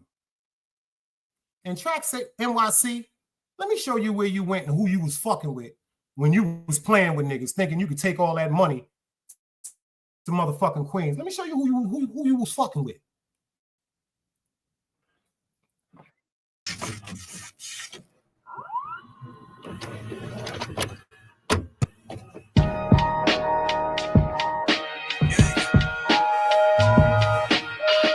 I get mine, don't come around me with no fake shit. I got mine, you know I keep it where my waist is. Take a shuck, so year round I keep it basic. Yeah, nigga, what's up? If it's a problem, say something, nigga. 10 paces of spin, let's see who draw quicker. Bullets burn them, they won't hit them, these ain't moxicillins. I spin your block and let it knock and watch it pop your ceiling. I save it up for a rainy day. They was up in 2020, now these niggas broke the day. Yeah. I see my friends turn to enemies. I see some enemies turn to friends. Go ahead and play it, what you would try. They be rapping the life like they don't live by. All that beefing got them turned to a ribeye. No matter where I'm at, I walking by with my head high. How you expect to be on point when you stay high? How you out here selling drugs to support a habit? Yeah, I'm out here selling drugs to get about the projects. That's what for thought, and if it's you, it might be hard to digest. Only see me inside this room, better respect my process. Yeah, I'm only getting better, gotta jack my progress. I'm in some shit with horsepower and a switch in it. If it's a tango, go Django and start to whip niggas. Yeah, you not a threat, I think you that sweet. I roll the window down, start squeezing from the back seat. Yeah, if it's about money, then nigga talk rich. You niggas language be foreign, you niggas talk leech. I get mine, don't come around me with no fake shit. I got mine, you know I keep it where my waist is. Take your shark, so year round I keep it basic. Yeah, nigga, what's up? If it's a problem, say something, nigga. 10 paces of spin, let's see who draw quick. With these dum-dums ready to knock sense out you silly niggas. I got a bed in the kufi like I'm from Philly, nigga. Yeah, dark brown on the Cardis, my Timberlands never tired. I've been a problem since a shorty. Yeah, you know it's New York before I reach for the butter knife, get busy with a fork. The cold word for let a bird go. You niggas don't wanna work, your whole team is on a furlough. Right, it wasn't good, so they brought it back. and you wonder why you short staff. Bagging dope is the only time I wore COVID mask. Cooking the pockets is basically you see a shattered glass. Getting greasy, that's out the gate. It's sleazy, you play it safe. A measly $500 to get you shot today. I mean, what's the combination? Pussy crack the safe. Like, one more move and I might just crack your face. For real. Tower block, 7-0. We going with this time. So next time, shout out to Trax NYc. Don't go over there. Don't go over there. Don't fuck with them people like that, man. Yo, Rose, salute. Yo, don't go over there no more, Trax NYc. Don't you go over there no more, because them niggas ain't playing. Yo, Rose, did you see the new shit they got, Rose? Check this out, Rose. I know you ain't seen this. Check this out. We got Rose Gold Records in the building. Yo, Rose, did you see the shit they got going on, y'all? The Gay BC's book, Rose, you seen this? The Gay BC's, the ABCs of queer history. These are old books, y'all. And check this out. In My Daddy's Belly, the story of a transgender man.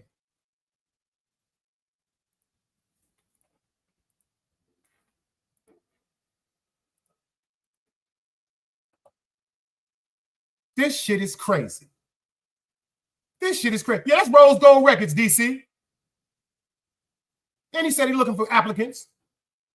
Might have to drop 16 bars or something like that. Yo, I'm gonna tell y'all something right now. Because my mouth, I got a fucking mouth on me. Let me tell you something.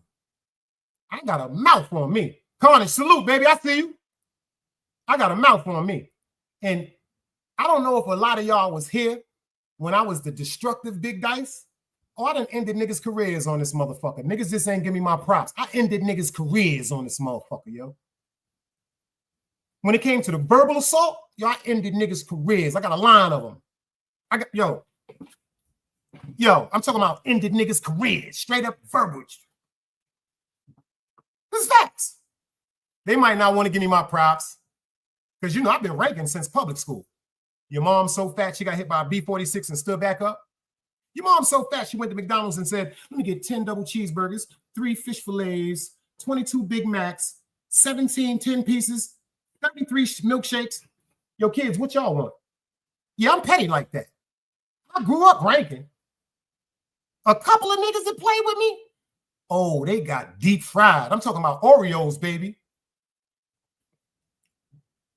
And that's only because I couldn't really put my hands and feet on niggas physically. That's a fact. Only because I couldn't put my hands and feet on niggas physically. Because if I was with that motherfucking carnage behavior, I go fuck with Rose Gold Records.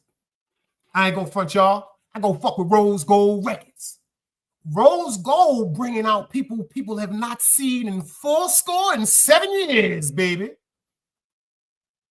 I said, Rose is crazy. This nigga crazy. Rose got motherfuckers on the planet. Yo, you can tell you something. You know why I gotta fuck? You know why I tell y'all I fuck with Rose? Because he ain't no troll. Rose just don't give a fuck. Rose lets you know when the shit start off, he said, whoever has a gripe with anyone, whoever has something to say, hit that goddamn link. Rose know what to do when it comes to that controversial nonsense. I can't fuck with it. That should give me a headache. I ain't gonna lie. A bunch of people screaming. I heard one person say today, I can't believe this. I couldn't believe this shit. I almost typed in Rose Gold chat. Forgive me, Rose. I almost started to say, yo, that's the stupidest shit I ever heard in my fucking life. I heard one person say, yo, if you scream loud, you get more viewers. But if you talk soft, you don't. That's the stupidest shit I've ever heard in my fucking life. That is the most ignorant, stupid nigga shit I've ever heard in my fucking life. Y'all heard that? If you scream, roar, a bunch of people are going to watch your show. But if you talk calm with some mannerisms and respect, people won't. No disrespect intended. We are not the same, y'all. No disrespect intended. If niggas take it like that, I wouldn't give a fuck. But yo, that's the most stupidest, most ignorant shit I think I've ever heard in my fucking life since I've been on YouTube. Seriously. So shout out to Rose Gold. I'm telling y'all, this nigga must be a therapist in real life. He gotta be a therapist. Yo, Rose, you work for the Department of Mental Illness or something?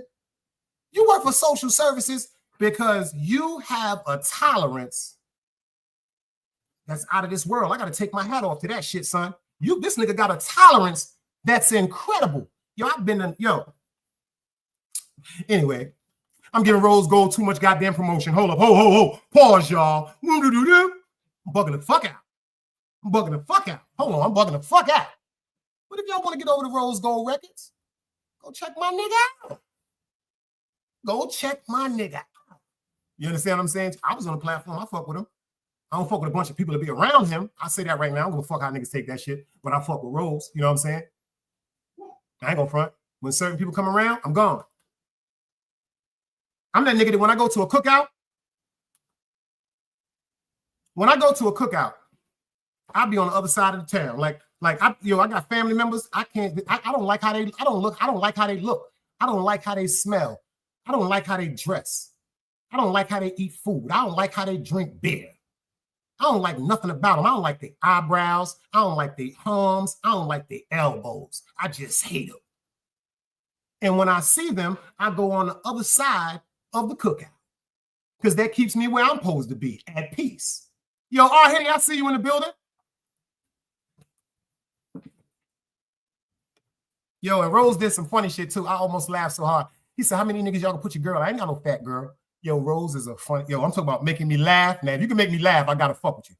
The nigga, shout out to Rose Gold and Mrs. Rose Gold. He put a picture up with him and his wife chilling at the beach. He said, my chick ain't fat.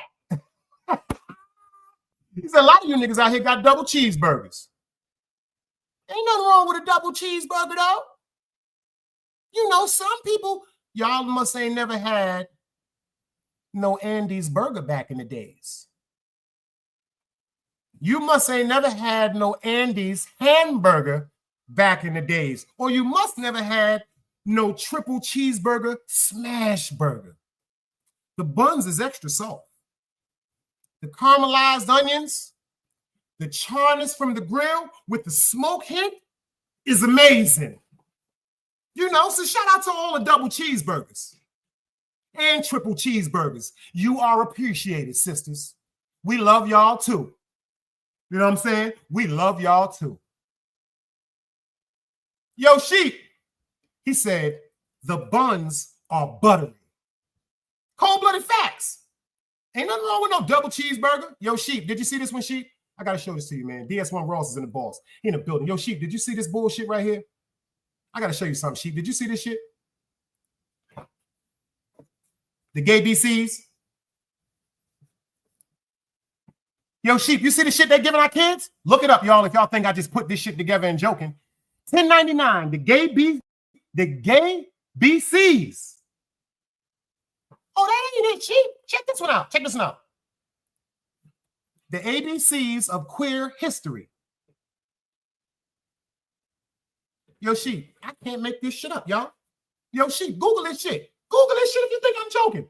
But if you think them two was, watch this one. This is the one right here, Sheep. Check this out. You better hold your breath for this one.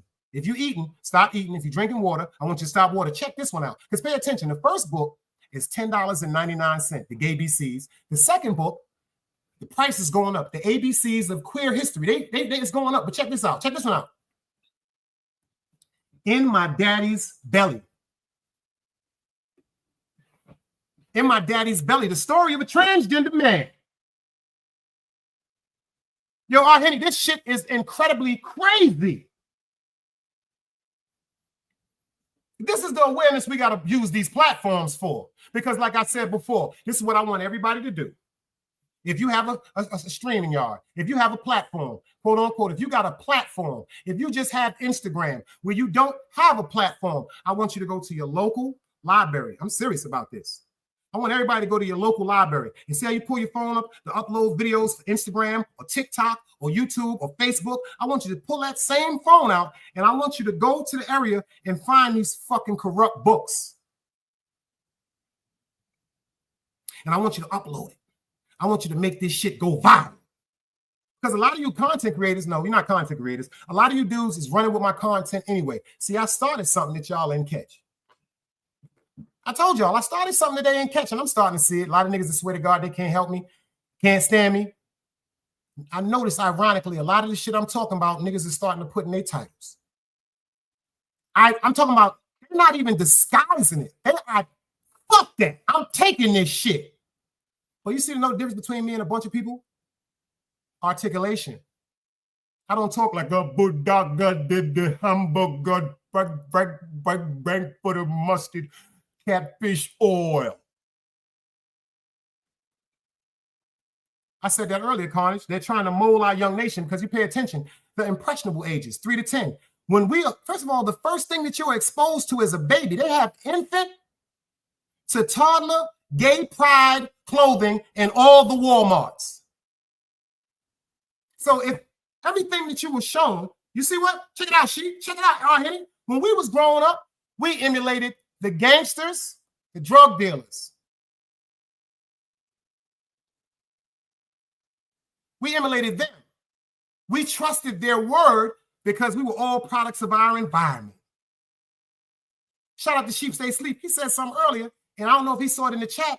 His grandfather and my grandfather shared one of the same street occupations, Sheep. My grandfather had the number hole too, but the disguise was the shoe shine parlor, Sheep.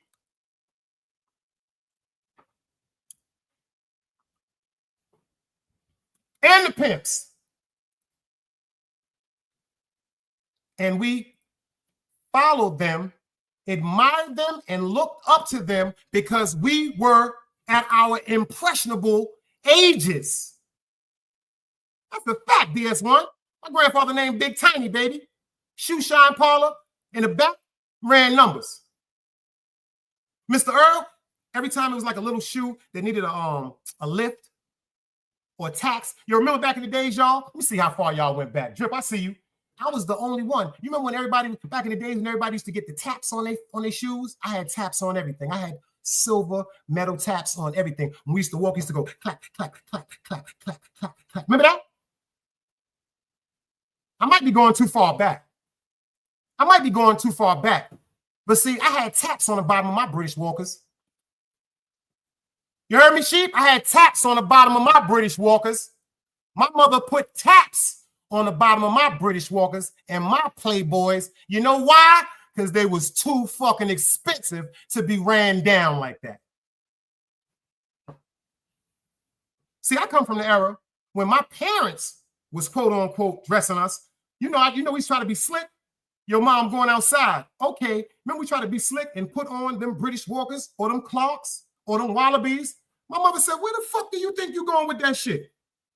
Go back there and take that shit off. You better put on them goddamn plate sneakers I bought you, boy. Because if you really knew anything about, I'm about to take it back. If you really knew anything about buying shoes, you knew about a spot called Floor Shine Stadler.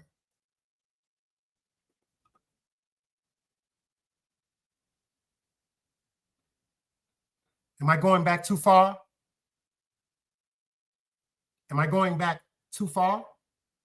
These was the only spots you can get British Walkers or Playboys. I said Floor Shine Stadler.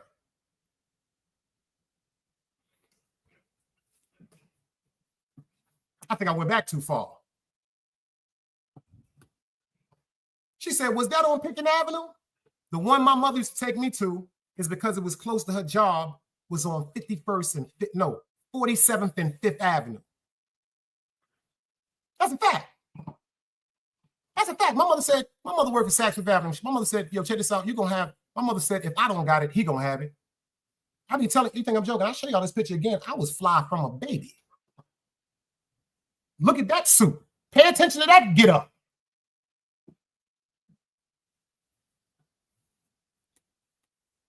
First of all, that's a Christian Dior baby suit. That's a Christian Dior cotton baby suit. That's a fact. I told niggas my mother had me fly since I came out of her. You see them shoes at the bottom of me? You see them East New York? You You see that? Let me explain something to you. My mother used to get my shoes bronzed. My mother got a few pair of my shoes bronzed. I don't think y'all want to talk about that. I don't think y'all remember what I'm talking about. Y'all remember that? Bronze. My mother took my shoes to Flatbush, where they were dipping the baby shoes in a bronze copper metal that was mounted on a piece of wood. You crazy? Motherfuckers can't tell me what my mother did. They can't tell me my mother ain't love me. They can't tell me that shit. It ain't a motherfucker alive that can tell me my mother ain't love me. I love God so much for choosing me to be my mother's son. I can't even stop saying that shit. I love God for the family he gave me, even though I chose to run in the street. Supportive mother? What? What? A supportive mother? Shit. I got friends when they went through their first heartache, their mother was in the street smoking crack. I got friends when they went through their first heartache, their mothers or fathers was in the street on addiction. When I went through my first heartache, my mother was sitting there saying, come here, it's all right. It's going to be all right, baby. Remember when your mother used to tell you things? Remember this, fellas, when your mother used to say, she didn't deserve you. I'm 13 years old, crying my heart out. Why did Aria leave me? My mother said, because she didn't deserve you. That's the fact, East New York. That's the era we from. You know why? Because a lot of our parents were proud of us. And certain memories they did not want to let go. Y'all don't get it? Certain memories they did not want to let go. Motherfuckers ain't even taking their kids to get pictures no more, man. Motherfuckers ain't even having family. Yo, motherfuckers ain't even having family pictures no more, man. I remember when all the baddest women in Brooklyn was going to Sears and King's Plaza to get their babies' pictures taken. Or they was going downtown to a spot called Abraham and Strauss on the 5th floor in the back to the right. You know why I know them places at? Because my mother took me to get my pictures. You know why I know where them places is at? Because when my son was born, my mother insisted that I go take pictures with him. Family pictures. See, that's what was out in our homes back in the days. You remember they had the mother, the father on the wall, grandma, grandfather picture on the wall for the memories and the continuous memories of love. Sick, I see you. See, nowadays with a lot of people, they love is giving their children a cell phone and telling them to go in another room. They love is buying them anything they can to keep them distracted from being around them. That's the definition of love to them, to some of these parents today. I'm going to get them a brand new pair of Jordans. I'm buying them a PlayStation 5.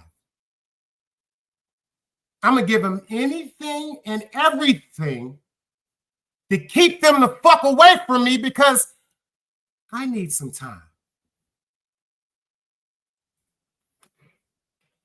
That's a fact, East New York. That's when you had some money. She said, I remember a photographer coming to my house because y'all had some change. My grandmother never had no photographer coming to the house, but I'm going to tell you something my grandmother did, and she was the only one on my block to do it.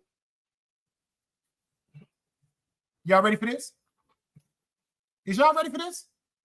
Because I seen my grandmother and grandfather argue over this shit. I seen my grandmother spend $3,200 on a motherfucking vacuum cleaner.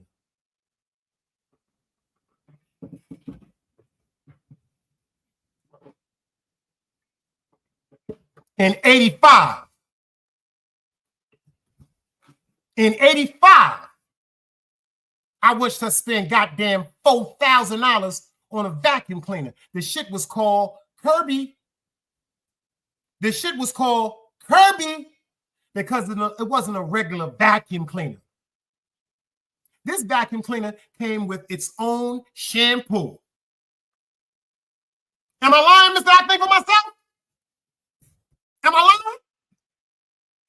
It came with its own specific shampoo. This company was so bougie, they said, don't use any other cleaners in our product because it might break it. It might damage it.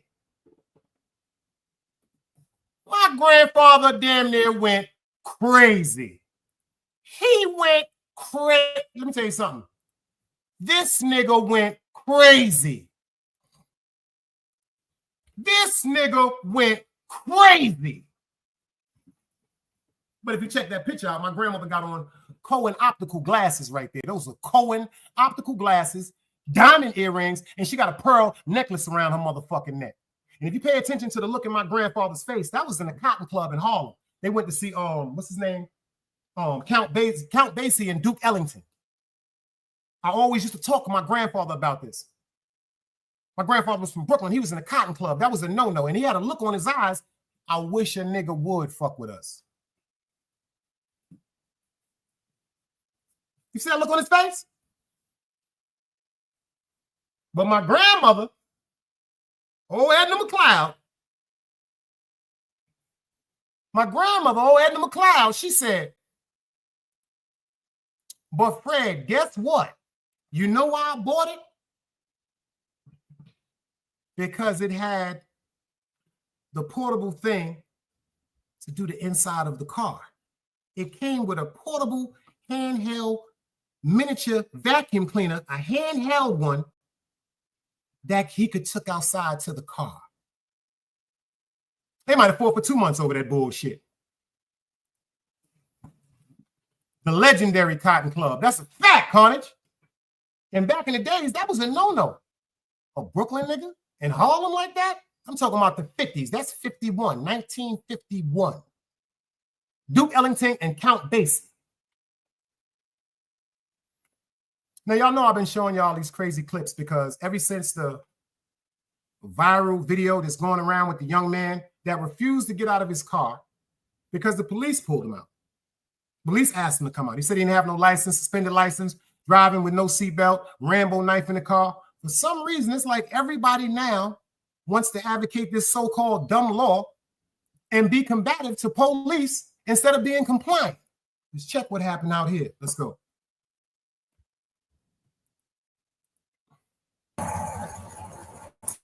Hello. It was a dog that looked like Rocco in the road, and I didn't want to run him over, so I swerved to the right, and it was a car on the other in that lane. Ma'am, but I didn't want to hit the wall. Hi. Hello. How are you?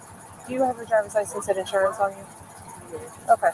Can I just roll your window down for me for my partner over there? The reason why I stopped is you only have one taillight. Okay. Is this your car? No. Okay.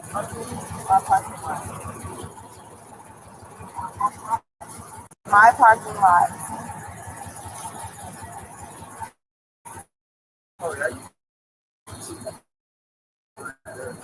Yeah. Can you mind just rolling? Do you mind just rolling it down for me, please? Thank you. Vito. Whose car is it? My boyfriend's car. Okay. When was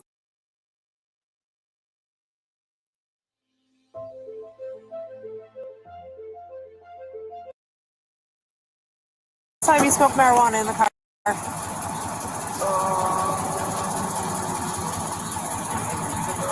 Okay. Do you have First of all, I'm gonna rewind this again. That bitch high, excuse me, that young lady is high now. See what she said when she first looked up and showed her eyes? She said she was swerving from the rock. I knew she was high then. You see her eyes? Do you see her eyes? Smoking weed, driving the car goes wrong. Okay. When was the last time you smoked marijuana in the car?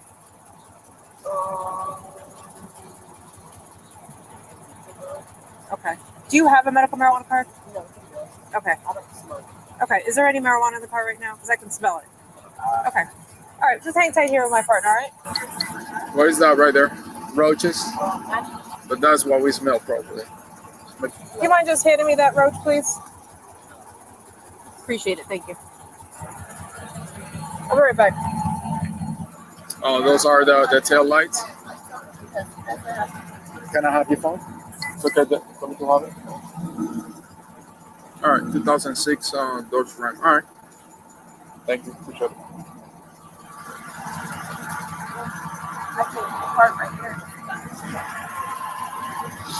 You can probably, when we are done, you can probably just back up. It's better.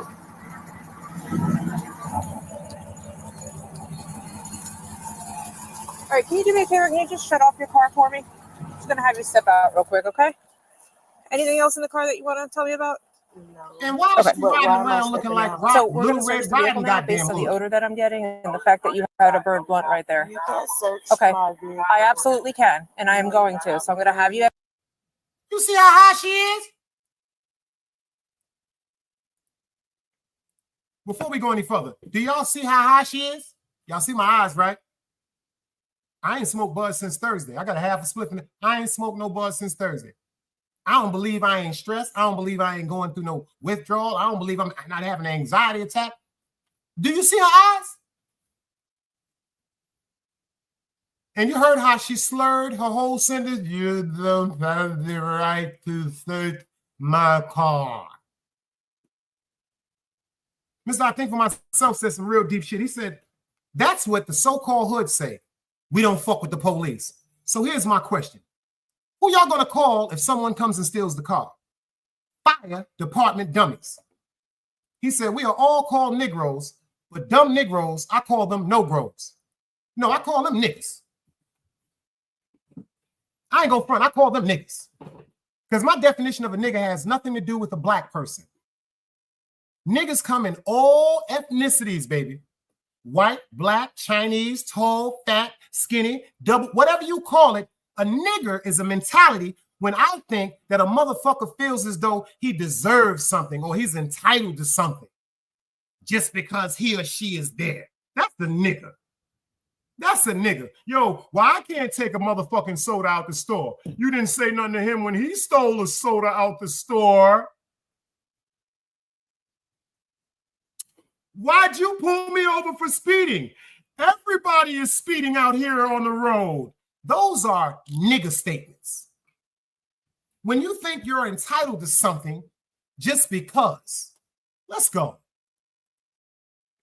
Vehicle now based on the odor that I'm getting and the fact that you had a bird blunt right there. You can't search Okay, my vehicle. I absolutely can, and I am going to. So I'm gonna have you exit the car. You can't search the vehicle. I'm gonna have you Just exit the hang car. up the phone because he's giving you instructions. Where we're not like He's not giving we're me past that. instructions. I Okay, know that I'm gonna have you You're in trouble. We have to just lock open the door. You can't unlock my vehicle. Yes, I can. No, you cannot. Don't do that. Don't do that. Unlock my Don't car. do that. You cannot. Why are y'all putting You're me out racist. the car? Get out of the car. Why are y'all Get out of putting the me car. out the car, bro? Get out of the Why car. are y'all putting y'all Get hands out of the on car. me? Okay, Get out of the car. but y'all Now. not giving me a Now. chance to get out the car. Get out of the Bro, car. I can't- Get out of the car. Why are y'all pulling me? Bro, Stop what the resisting. I'm not. Y'all are Now, that's the most stupidest statement I heard. I'm sorry. My fault. I said earlier that I thought I heard the stupidest statement on YouTube. I'm wrong. Forgive me, y'all. I'm wrong. When I'm wrong, I can admit I'm wrong. No, that's the stupidest statement I heard on YouTube. You give her a roach clip. The car is reaping of marijuana. You got a hood on like you about to go back to your house in the woods. And you got the nerve to say, you can't get my car. They want you to get out the car. You start closing the car. They got your arm telling you to get out the car. This is the most ignorant shit I ever heard. I'm trying.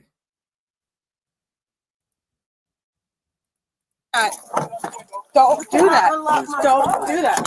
You cannot. Why are y'all putting You're me out racist. the car? Get out of the car. Why are y'all Get out of the pulling me car. out the car, bro? Get out of the Why car. are y'all putting y'all Get hands out of the on car. me? Okay, Get out of the car. but y'all Now. not giving me a Now. chance to get out the car. Get out of the Bro, I car. can't- Get out of the car. Why are y'all pulling me? Bro, Stop what the? resisting. I'm not. Y'all are pulling me out the Put your hand behind your car. back. Put your hand What behind the your back. fuck? I'm Put your not hand behind your back. resisting. Yes. I am not resisting. Y'all pull me out Stop of my resisting. You're vehicle. resisting I am right now. not resisting. Yes, we asked you to step out. And you said that you All wouldn't. you mean all I had to do is get out of Put the your car. phone You down. pulled the door open, ma'am. What do you mean? That's all three. One buck. With Monday.com's intuitive work management platform, you have the power. Not IT, not ad. Can I have my phone? Can I have my phone, please? No, you cannot have your phone right now. This is harassment, ma'am. This is not harassment. Yes, this is harassment, ma'am. No, Several I did times. not say no. I said you had no right. We to were search here. the We got vehicle. cameras and we heard everything. You said you had. I said you had no right to search the Yeah, vehicle. we have the right. No, you do not. We told you that. do Okay. not have a problem with You can take it to court. Get in the car. Ma'am, get in the car. You're not listening again. You're not listening again. Why are y'all in my truck? Explain to me. Why is my fiance outside of my truck? Explain to me, please. You want to wait a little bit and then we'll talk to you? Why is she on the red? Check this one out, y'all. This is when second nigga go wrong. You did not resist. Y'all had no right to go in my truck. Just wait a minute. Y'all We'll need to talk to you explain this to Okay. me. Why is she under arrest? First of all, y'all we should don't- have detained her. I know my rights. Okay, we don't need to explain anything to you. First of all, we don't have to. We don't have to tell you anything. All right, everything. Why y'all didn't issue a ticket? She lived right here. She's on my insurance. Just The give bug us is a in minute, there. all right? Okay, I'm gonna give you a minute, but I want proper answers. Okay, please. yeah, we'll And do that. what's your badge number and your name? 1835, and it's Carter. But 1980 Dell. If you just give us a minute, I'm gonna talk to you. Now you see how cool that was? He said, yo, what's your badge number? 1888 Clark, 1227 Dell. That's why I hate niggas. That's a nigga too. Yeah, and it ain't got nothing to do with him being black. I said it. we'll talk to you. Okay, I'll thank wait you. patiently. I appreciate And I it. want you to legally justify and explain everything because I heard everything and I have it recorded on the phone. That's fine. Yeah, And we're also recording y'all body- everything. Y'all body cameras. Yeah, we're recording everything. We'll also, you might want to get your transmission checked out after this. I know about the law. He obviously doesn't know Pennsylvania demise. I don't think he does. That says that we can order anyone out of a vehicle for officer safety purposes, and they don't have the right to refuse. And I'm gonna put the lawyer on the situation. I'm not playing. I work. I'm gonna drop the money. I'm not playing. Y'all got the wrong one. Y'all should have detained her, which y'all should have did. Another situation of nigga.com. He said he gonna drop the bet. They go get her dumb ass from the goddamn county. She said they ain't got no probable cause. Check this out. The female, she's so silly. The female said, yo, can I get that roach? She gave it to her. You just gave her the probable cause, you stupid motherfucker. She got the body cam on. Yo, why does it smell like so much marijuana in here? I don't smoke. First lie. Your high as a giraffe's motherfucking eyebrows. First lie. See, because she was so, see that marijuana gets some people tough. Yo, I ain't got to come out of the goddamn car.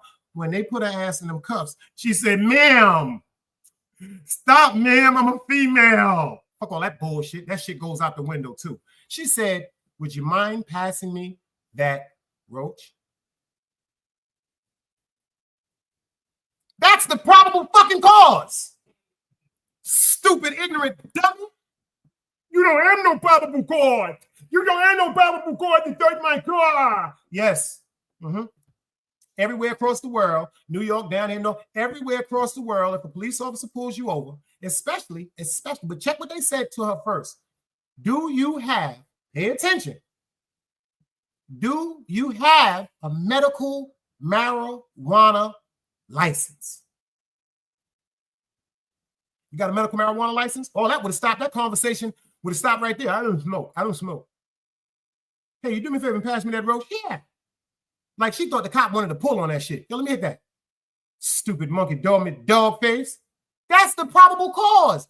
Anytime they smell a drug, see paraphernalia, hints of cocaine, maybe baggies, scales, paraphernalia is probable cause.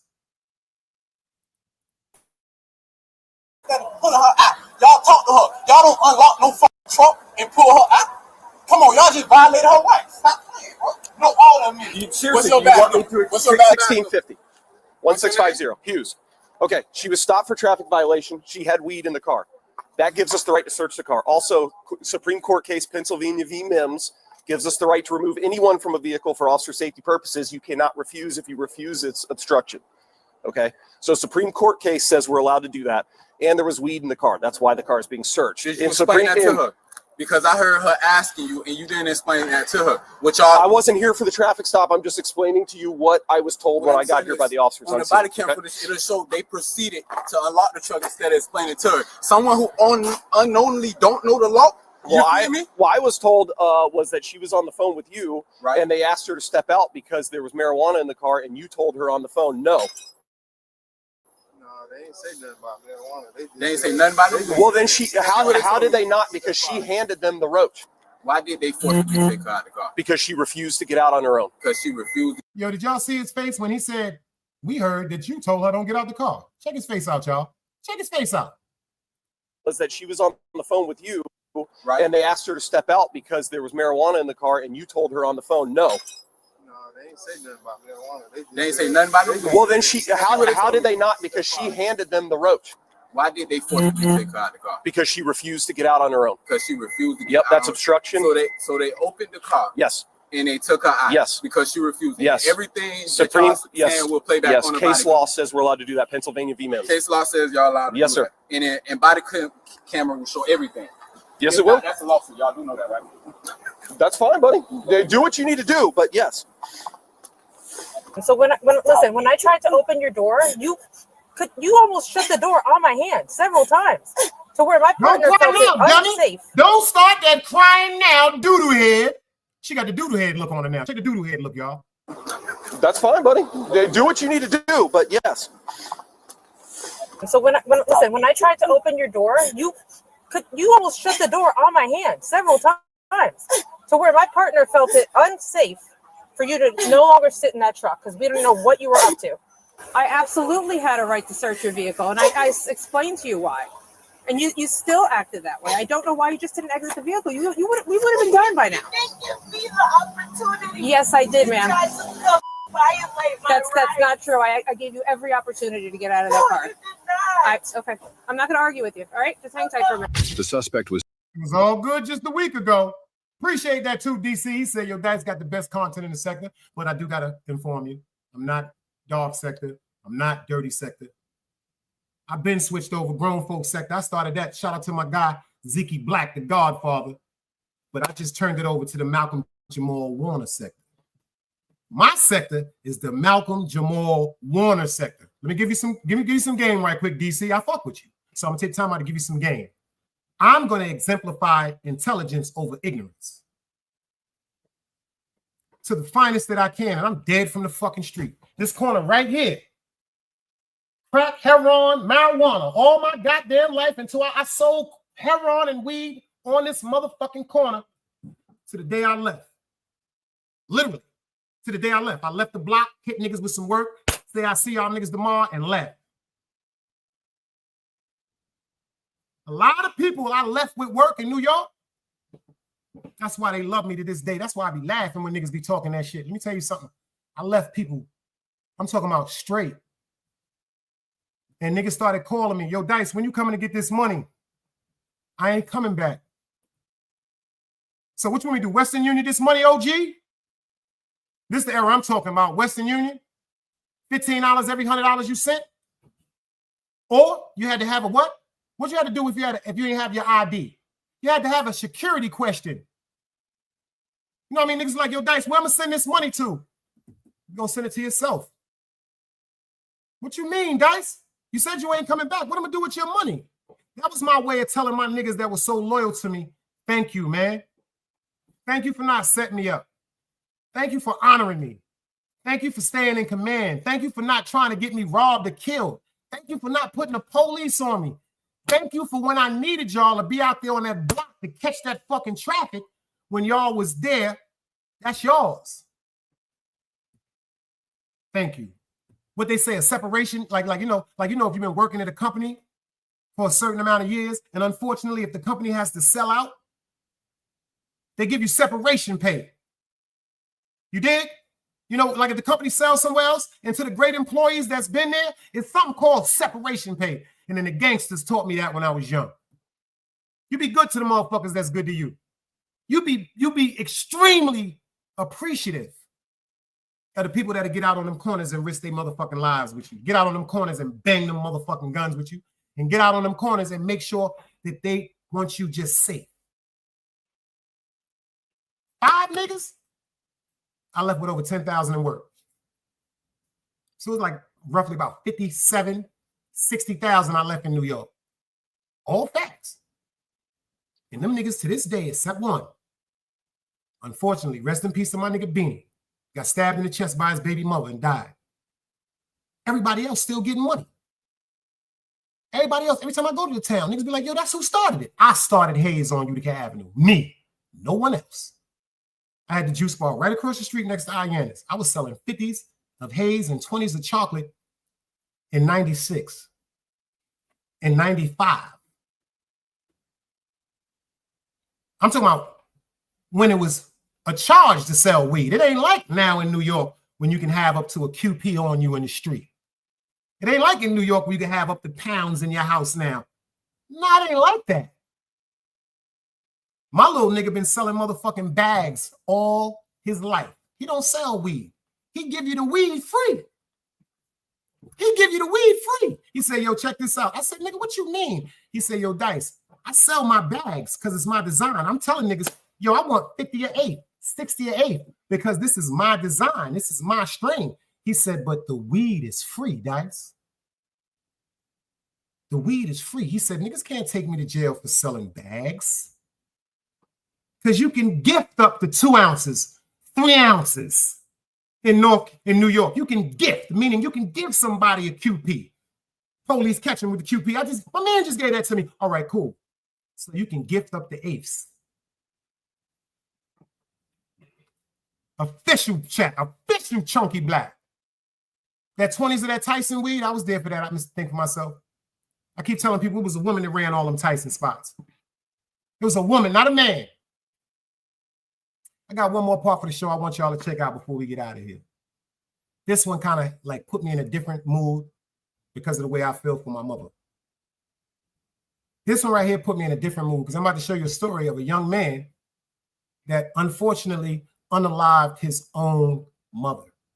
His mother was suffering from depression, trying to be the best that she can be, and he unalived his own mother. And wait till y'all see why. Just wait till y'all see why this nigga did this shit. It's no reason why you're supposed to unalive anybody, but it's some situations where you might have to unalive somebody to protect yourself or your family. Unfortunately, things happen. But the person that carried you in their womb, the person that showed you love from the second you were born, the person that showed you love because she went through the whole pregnancy. That's why I'm always love my mother too. My mother didn't have to have me. There was abortion clinics in 72. She didn't have to go through with that shit. Wait till y'all see this. Remember where y'all seen it first, man. Fair YouTube usage. Watch this shit. Let's go.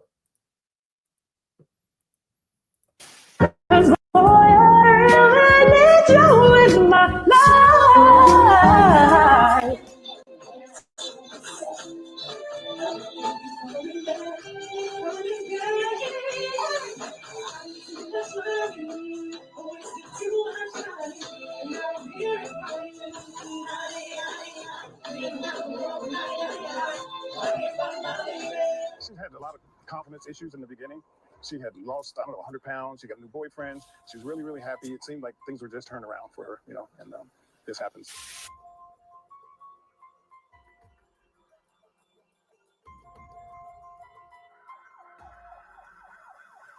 41-year-old Latoya Creed was an inspirational force, an extraordinary woman with a powerful voice and even bigger dreams. After years of pouring her heart into her work as a hairstylist and entrepreneur, she was courageously restarting her life, stepping into new roles as a singer, actress, and future social worker. Just as her journey was reaching new heights, it was tragically cut short in the most heartbreaking way. She had recently starred in the upcoming film District Queens, produced by Broadway Harris, where she played the role of Ebony, a testament to her emerging talent in acting.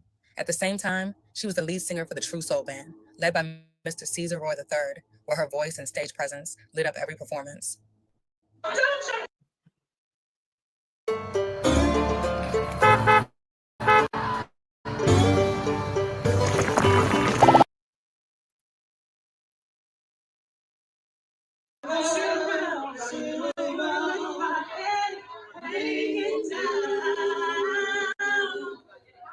And I wonder, come on,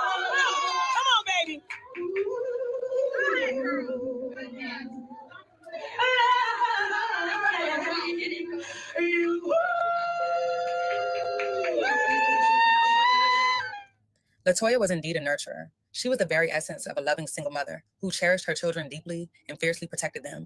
Her love for her family was unwavering, and everything she did was rooted in her desire to create a better life for her children. She had a gift for lighting up any room she entered. Her wittiness, infectious smile, and magnetic personality made her unforgettable to everyone who crossed her path. Whether she was on stage, at a family gathering, or simply spending time with loved ones, LaToya brought joy, laughter, and warmth. Her talents didn't stop with music and acting. She also had a passion for cooking, which she often described as therapeutic. She credited her mother and grandmother for passing down their culinary gifts and took great pride in sharing her homemade meals on Facebook. From salmon cakes to mac and cheese, LaToya's kitchen creations didn't just nourish. They brought people together and left mouths watering. LaToya lived with boldness, creativity, and compassion. She was determined to be the best version of herself, and in doing so, she inspired everyone around her to do the same. True Soul had been preparing for a show to raise awareness about domestic violence. Little did anyone know, an unexpected chain of events would change the course of LaToya's life forever. Shortly after midnight, on September 18th, 2021, sheriff's deputies responded to a report of a shooting in the 6100 block of Ponderley Drive, located in the Oak Grove subdivision. Upon arrival, they discovered an unresponsive adult female lying in the driveway of a residence. The victim was identified as 41-year-old LaToya Acree, who was rushed to a nearby hospital after suffering a gunshot wound to the upper body. Despite the efforts of medical personnel, she was tragically pronounced dead. Authorities quickly named her son, 21-year-old Elijah Smith, as the suspect. He was arrested without incident a short time later at a hotel in 4 Mile Fork. An investigation revealed that the fatal altercation stemmed from an argument between LaToya and Elijah. She had discovered him having sex in her home, something she had repeatedly warned him not to do. LaToya demanded he gather his belongings and leave. The confrontation escalated and moved outside to the driveway around 12:30 a.m. As Elijah loaded his things into his car, he continued arguing with his mother. Then, from behind the rolled-up passenger window, he pointed a gun and shot her in the chest. Neighbors heard the gunshot and someone called 911. LaToya had laid down clear boundaries. No women, no sex in her home. But Elijah defied those rules. After the shooting, he fled to a nearby hotel with the same woman he had been caught with, resuming what they had started before being interrupted, only to be apprehended by police shortly after. Family, friends, and bandmates were left in shock and mourning. While they were aware of the strained relationship between mother and son, no one believed it would end in tragedy. How could he take the life of the very woman who gave him his? LaToya was destined for something greater. She had dreams of singing and acting, of standing on stages and telling stories.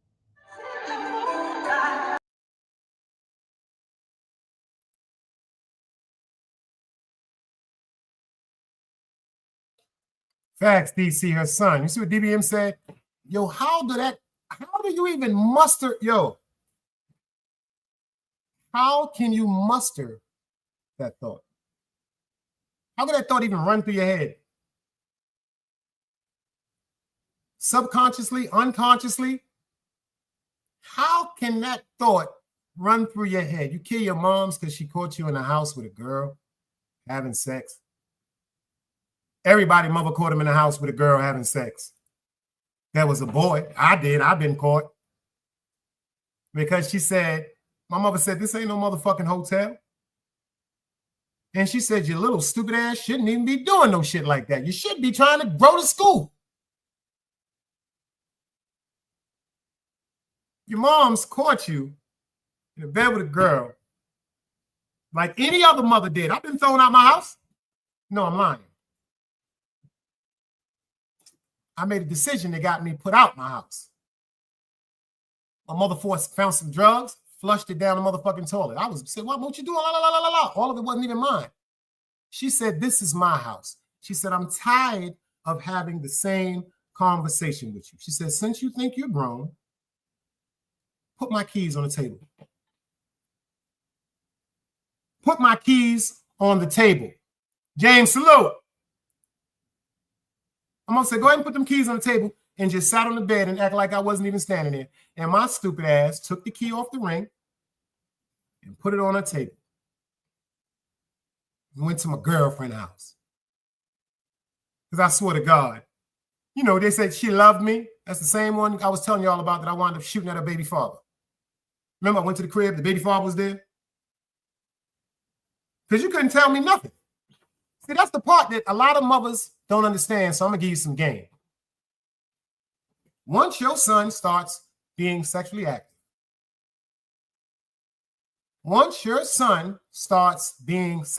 I'm not talking about he might have had sex or something like that and then not having no sex. Or once he becomes sexually active, we think we men. Once we become sexually active, you can't talk to us like that. I'm a man. And like my mother said, if you a man, go get your own motherfucking place where you can do as you want to do under your roof that you are paying bills for. But she said, now that you here under mines where I pay bills, you're going to do everything I say to do. This ain't no fucking hotel. I'm in love. Boy, you don't know nothing about love.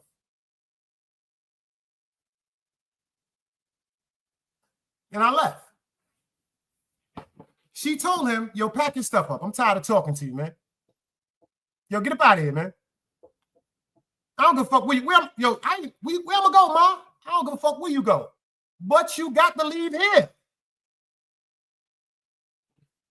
I don't know where you're going, but I'm going to tell you where you're not staying.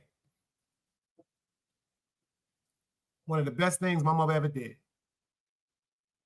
One of the best things, just like when I called her from jail. I said, yo, Ma, check this out. She's like, what's wrong with you? I said, I'm in jail. She said, well, you'll be there when I get off. She said, you'll be in there when I get off. She said, you know what time I get home? Call me then. Don't call my job back, boy. She was dead, right, East New York. He said, my mother has this certain look she gave me, and I knew she was dead serious. That look still scares me to the day. My mother been going on 24 years, coming up on the 17th of this month. And I can imagine that look that'll get me straight. I can imagine the look of anger and disappointment. See, let me tell you something, for all the mothers that got sons, once we understand that we have disappointed you, it destroys us. This is facts. Because it's not what we mean to do. Once it happens, ladies, you got to understand, I know he's still in your eyes, like my mother used to say to me. You still my baby. You always gonna be my baby. And that's the part that we don't understand as men. Even though we may be 20, 25, 30, 40, 50, your mother still see a baby. Your mother always gonna say, look at my baby.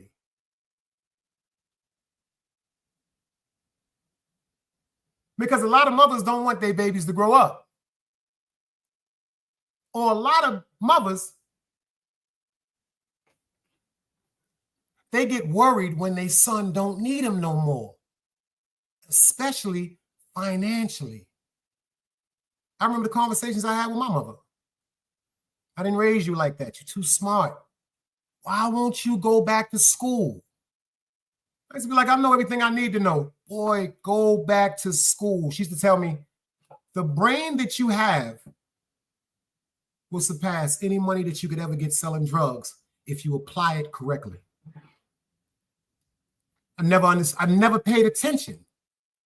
She said, the brain that you have will take you further than them streets. She said, the brain that you have will take you to parts of this world that nobody has ever been, Damon. I used to come to the crib late night, you know. My mother loved White Castles. She loved to have a chicken and fried rice, extra onions, extra scallions. That was my mom's. Half a chicken, beef fried rice, extra onions, extra scallions. But my mother recognized she wasn't buying my clothes no more. My mom's recognized I wasn't going, yo, Mom, let me get $5. Let me get $5 to go to McDonald's. Mom, let me get $5 for some Chinese food.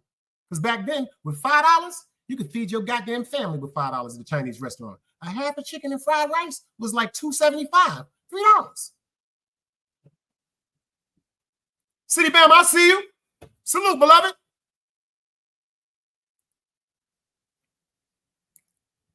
And then my mother said she had to understand that I was growing up. So instead of her talking at me about what I wasn't supposed to be doing, she started talking to me about certain decisions that I would make.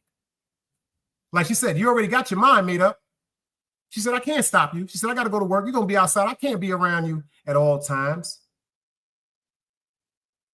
She said, I just want you to be careful. I don't want nothing to happen to you.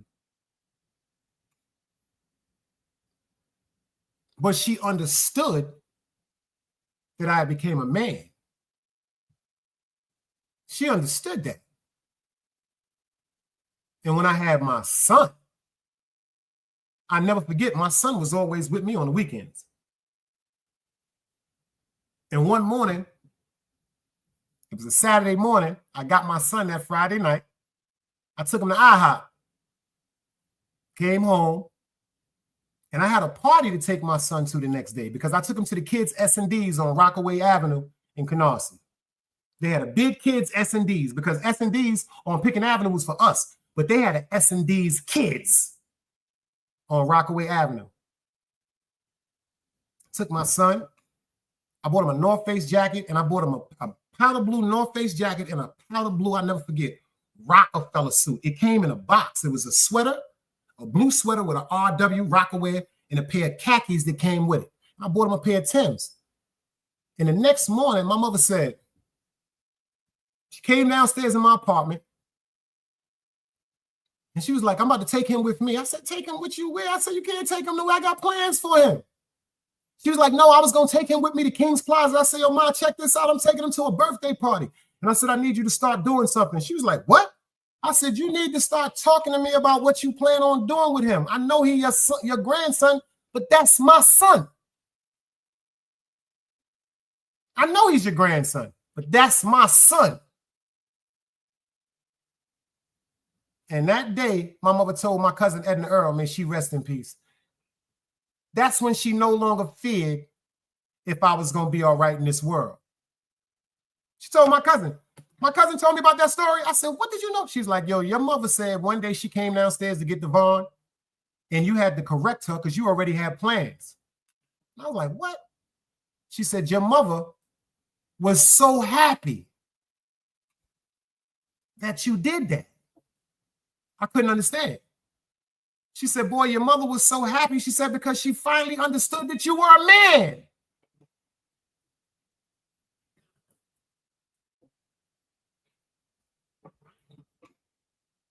Facts.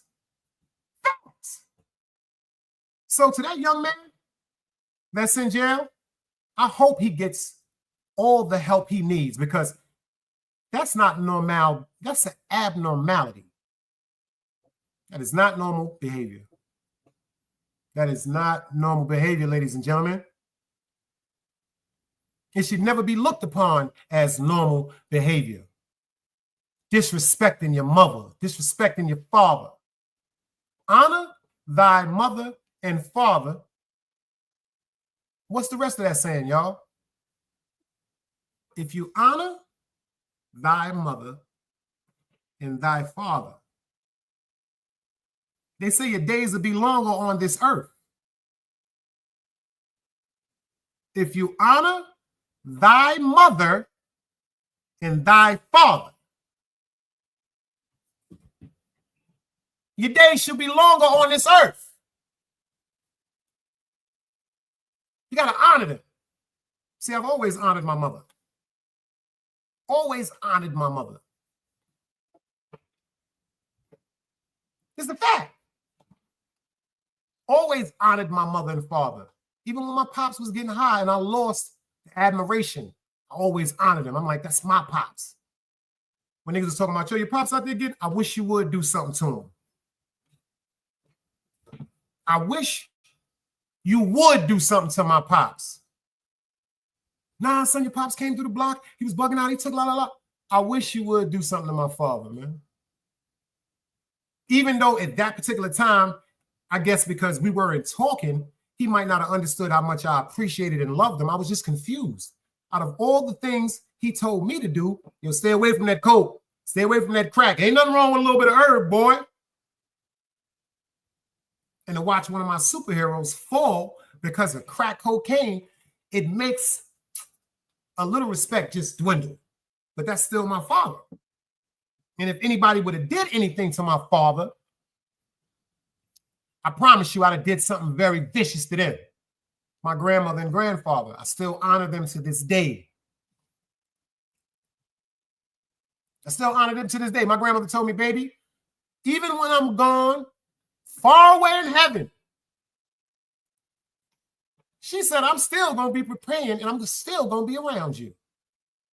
I remember she used to always tell me this. I used to be running downstairs, wanting to go play basketball with my friends and stuff like that. And my grandmother, she used to love crunchy cheese doodles. Crunchy cheese doodles. I don't know what it was about them crunchy cheese doodles. My grandmother used to love them shits.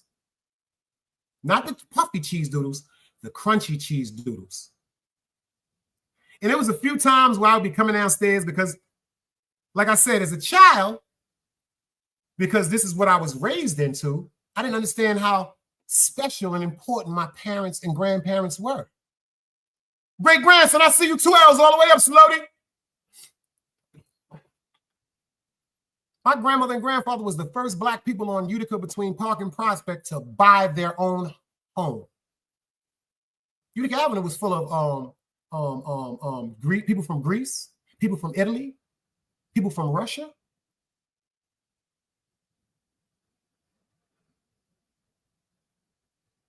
I'm running down the stairs trying to get outside to go play basketball or stickball around the corner with my friends and them in front of Pastor Morehouse. And then one day my grandmother said, I know you heard me calling you because I was coming down the stairs. And when I came to the second floor and went to go downstairs, I heard my grandmother say, Damon, Damon. And I ignored her. I didn't ignore her because I was trying to disrespect my grandmother. I was a kid and I knew I had to be in the house by a certain amount of time because my chores and my homeworks had to be done before I went outside. I'm from that era. My mother came home and checked my motherfucking homework. So I was in fucking high school.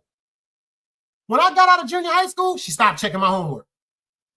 My mom checked my motherfucking homework from public school to junior high school. And if my chores and stuff, meaning my room wasn't straightened up, if my room wasn't straightened up, I wasn't going nowhere.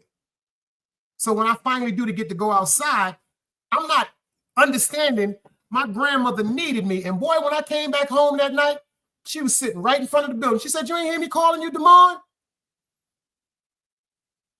Bold-faced lie. Looked her right in the face in the eyes. Said, Grandma, I ain't hear you. And then I said the most stupidest shit. I was going to play basketball.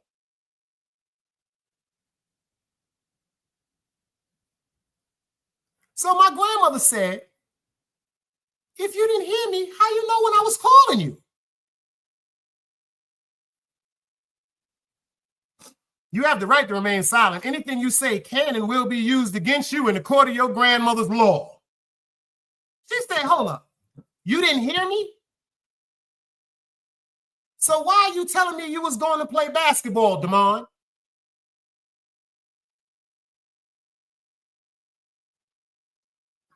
And then my grandmother said the coldest shit to me ever. Straight up indicted myself. So you dropped the bottle of beer at 10:15, but they waited to 11:40, to 10:40 to clean it up? Oh, you sure? You dropped the beer now at 10:35. It was 10:36? You know that's where you fucked up at, right?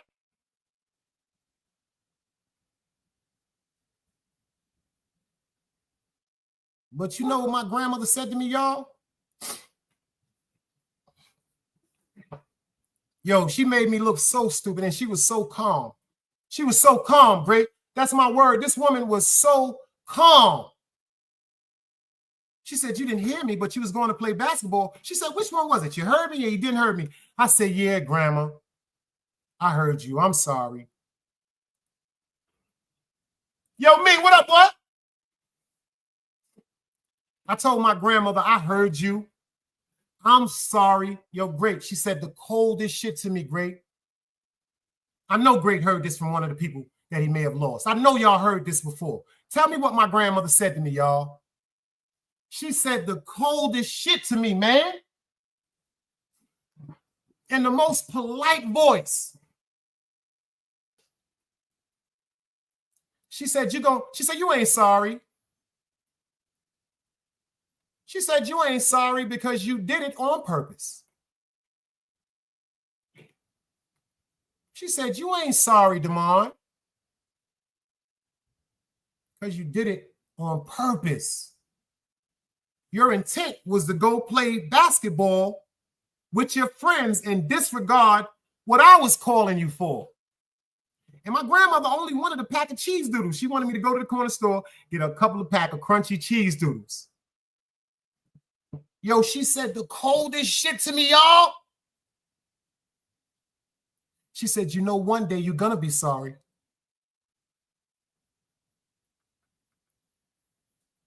She said, one day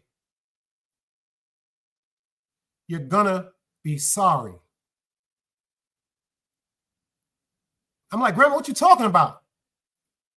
She said, because one day you're going to miss me.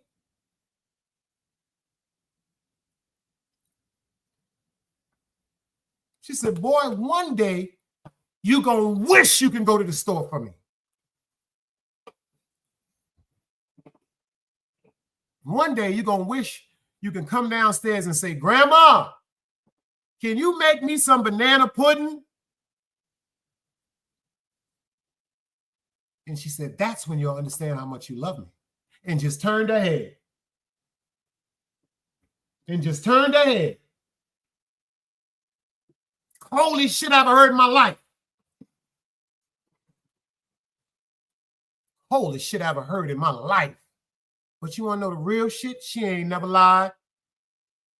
She ain't never lied. If God told me, go outside right now and shoot the first person you see, and I'll let you hold your grandmother for 10 seconds. The first motherfucker I see, I'm going to shoot.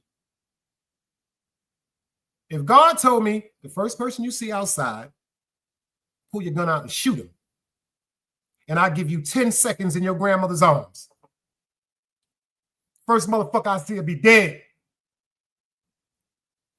Cold-blooded facts. Dead. Dead. I don't give a fuck if you was a reverend. I don't give a fuck if you was a mayor. I don't give a fuck if you was the best person in the world to the world and your whole family ain't never did nobody wrong. But if you was the first person I saw off the commandment of God, yo, you know you kill him, you shoot him. You know you get to hold your grandmother for 10 seconds. I'd be like this. I'm going to keep it funky with you. This how much I miss mines. Is it a limit? Because if you're giving me 10 seconds in her arms, how many I got to kill for an hour with her? If you telling me you're giving me 10 seconds in her arms for one person I shoot, how many of them motherfuckers I got to shoot to get an hour with her? For real. I would seriously ask God, how many? Well, you know, you got to go out there and shoot 1,000 people. And I will give you your grandmother for an hour. That's 1,000 motherfuckers shot. That's 1,000 motherfuckers shot. I'll say that shit one more time. That's 1,000 motherfuckers shot, y'all. So that young man, I really, really hope that he gets the mental. Honestly, I really wish somebody would kill him. I ain't gonna lie to you. I wish somebody killed him dead in jail. But that's talking out of anger. Talking out of logic. You can't kill nobody that don't know what they're doing. Yeah, he was angry. He shot his mother. You can't blame nobody for never was taught something different. Because a lot of people have a totally different definition of the word disrespect. If she would have never caught him with that young lady in the act, pay attention. I could imagine her demeanor when she came in there and saw that young man with that woman. She's enraged. It ain't the first time. My mother was the same way. Don't have nobody in my house when I'm not home, Damon. My mother said, there's things that is in this home that someone may take. Don't have nobody in my house when I'm not home, Damon.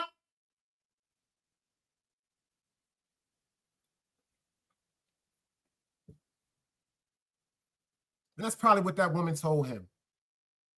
Because that's how our parents raised us. Because number one, when you got children inside of a home, especially opposite sex children, without any proper chaperones in that home, that's when all that curiosity is quote unquote unleashed. That's when all the curiosity in our teenage minds and our are unleashed. My father's not home. My mother's not home. It's just me and you. Just me and you. Oh, baby. But I pray for him, man. I sincerely pray for that young man, y'all. I seriously do, man. And I appreciate every one of y'all for coming out and get some of this grown folks content. This is in the third week. I'm on the third week still doing it. I did a 30-day challenge, but I'm the only one in it. And I'm the only one that's going to keep going, even though I've been doing it. And I'm proud of myself for that.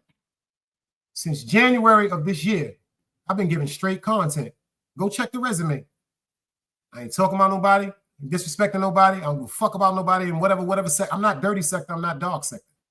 I'm not. I'm grown folks / Malcolm Jamal Warner sector. It's intelligence over ignorance over here. Articulation.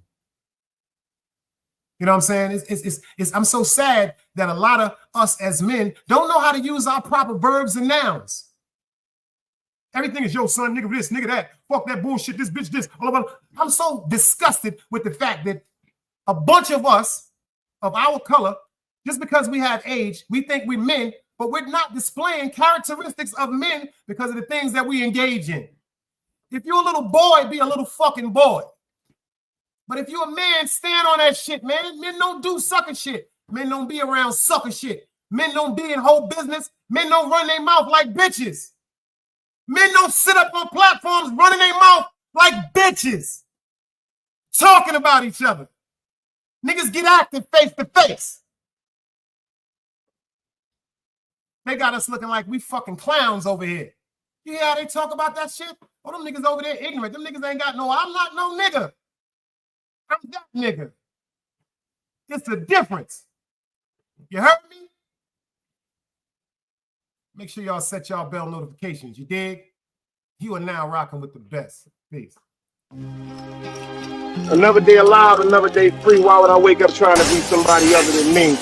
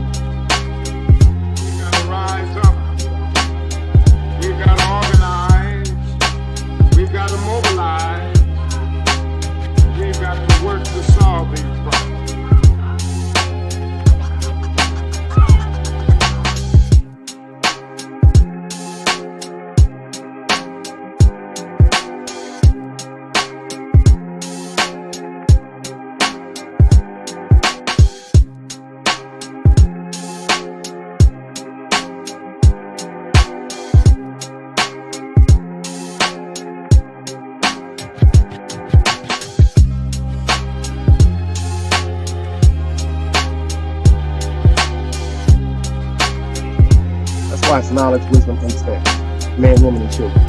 Sun, moon, and stars. Everything exists, has to coexist within.